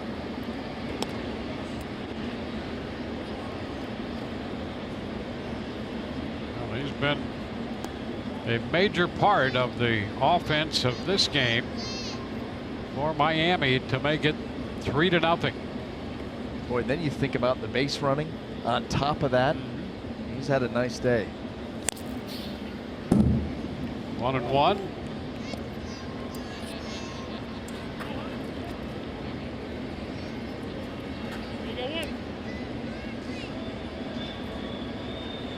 Riddle with 2 runs batted in. Shuck drove in a run on a fielder's choice. Counting for the other one. There's a strike. Well, with Riddle just a double short of the cycle. No Marlin, by the way, has ever hit for the cycle. That almost seems not possible. It's amazing. It really is. I mean, the Marlins were what, 93? Yep. 1993. Yeah, but it's been a few years. Yes, it has.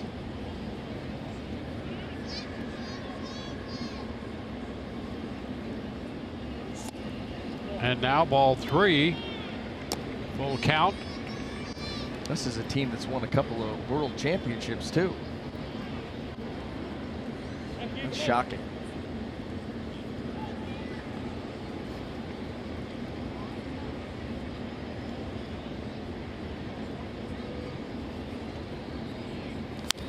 It's a foul ball out of play.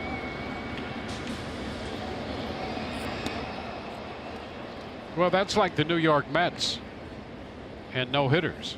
Yeah. All the great pitchers. They went over 8,000 games before they had a no hitter thrown in their franchise history.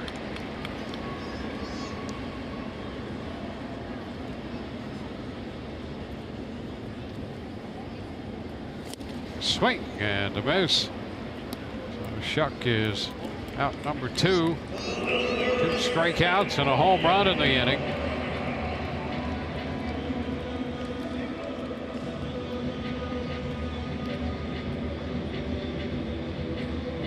Now the Mets went from 1962 to 2012 before they had a no-hitter thrown. 50 years. Swing and a miss by Rivera. How about that? Yeah. 38 carries 1. Yeah, 50 years.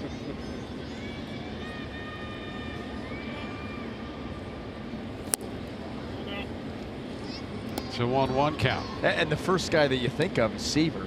Yeah. Johan Santana. Yes. How about that?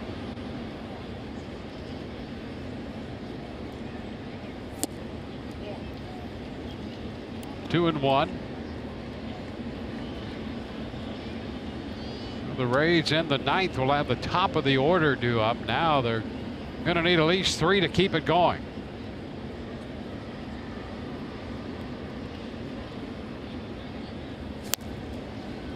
Two and two.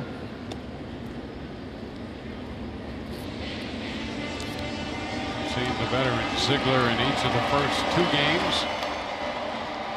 He's at the ready on that bullpen mound right now.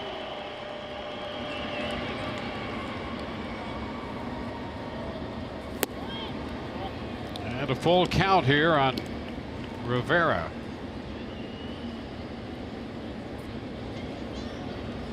Brian Holiday is on deck.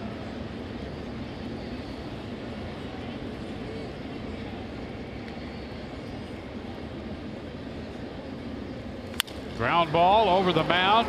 Right there in second is Wendell. He takes care of that. A run on the home run by Riddle. As we go to the 9th inning, Kevin Kiermaier will open the 9th inning, and the Rays are down 3-0.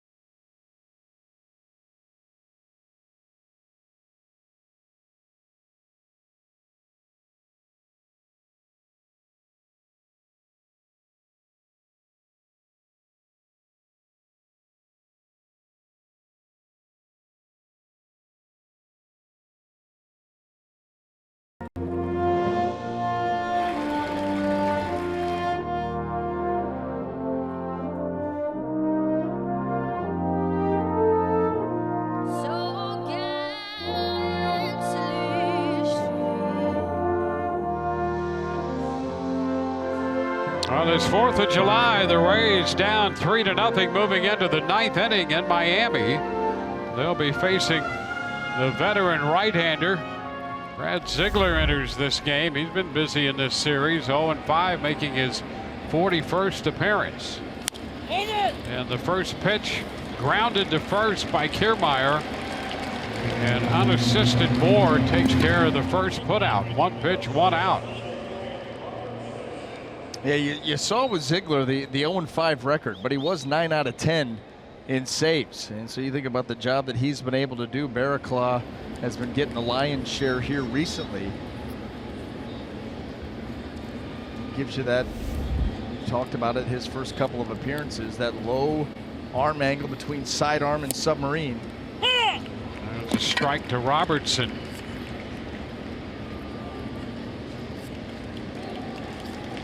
Rainier worked the front 5. Brzezinski came on to work 2, and he was in there when they grabbed the lead. Hernandez for 1, and now Ziegler. 1-1. Andrees pitched 2 for the Rays. Weber 5, gave up 2 runs, and Wood the other run. So Weber the pitcher of record for the Rays. And it's a strike now, 1-2. Well, that's the tough thing about that arm angle. First of all, it's going to be tough to pick up, at least for a pitch or two, the release point. And then on top of that, because you're down so low, you're creating some top spin. So everything's seemingly moving back towards the ground. You do get occasionally that slider has a little up shoot to it, but when you're going sinker and changeup, everything moving down towards the ground. It's hard to elevate these types of pitchers. Well, a full count on Daniel Robertson.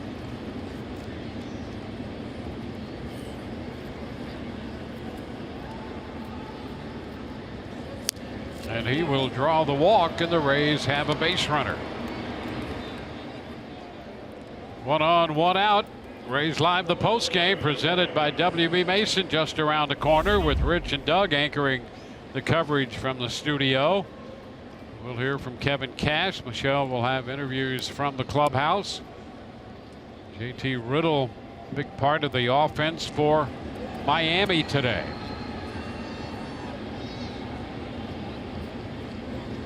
Jake Bauers in the batter's box. Pitch inside.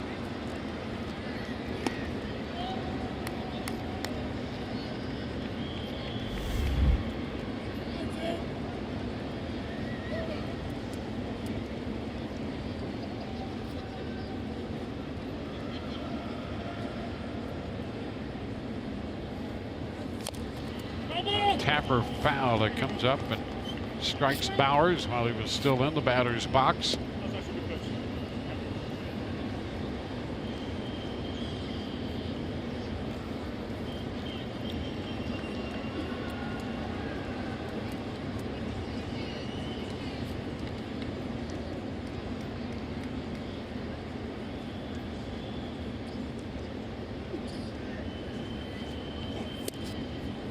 Strike at the knees.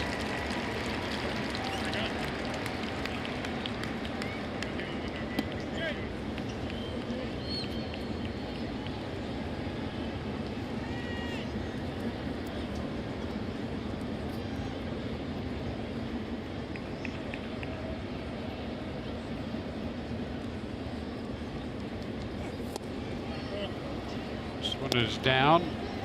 2-2. The Rays have been shut out 5 times this year, most recently on the 28th of June by the Astros 1-0. That's a game that Lance McCullers started. They've thrown 6 shutouts and have been shut out 5 times.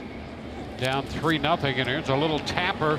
Ziegler's going to grab it, and they throw to first in time, and Robertson goes up to second. And the Rays are going to be down to their final out here with C.J. Cron approaching the plate. 2 outs, a man at second.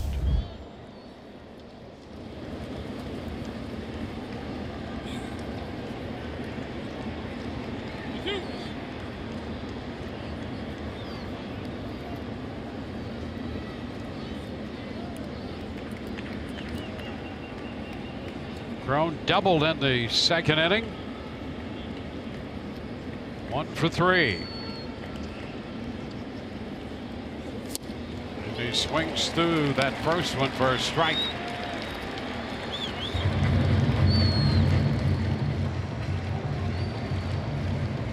Rays with 4 hits. They've drawn 4 walks after the extra inning victory that ended early this morning. Tapper foul, and it's 0-2.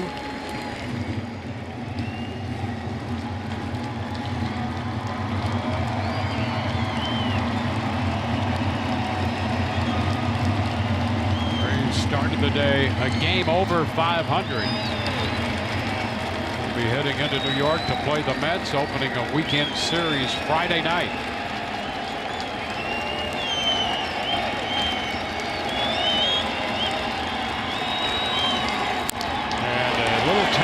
On that 2-strike pitch.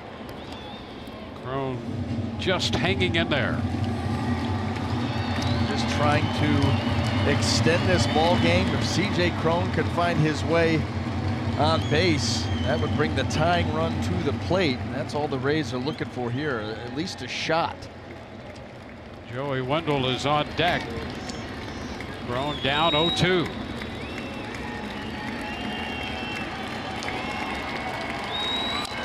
Another tap foul, forcing another pitch.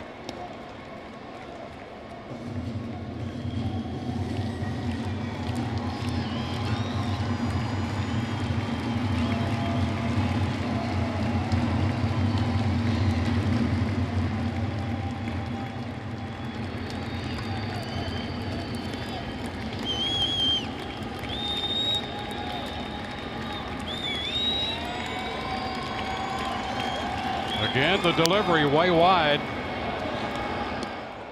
1-2.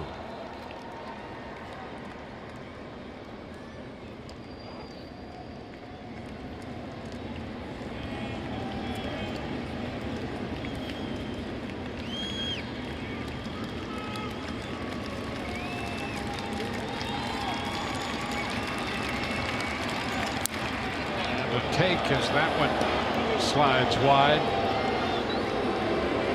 2-2. Putting up a fight.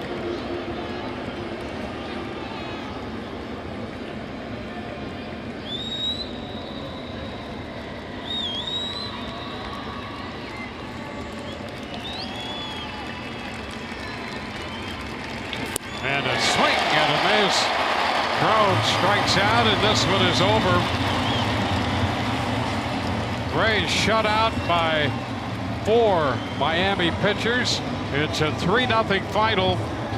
Brzezinski will get the win. Weber the loss on this 4th of July. The Marlins defeat the Rays 3-0. We'll be back.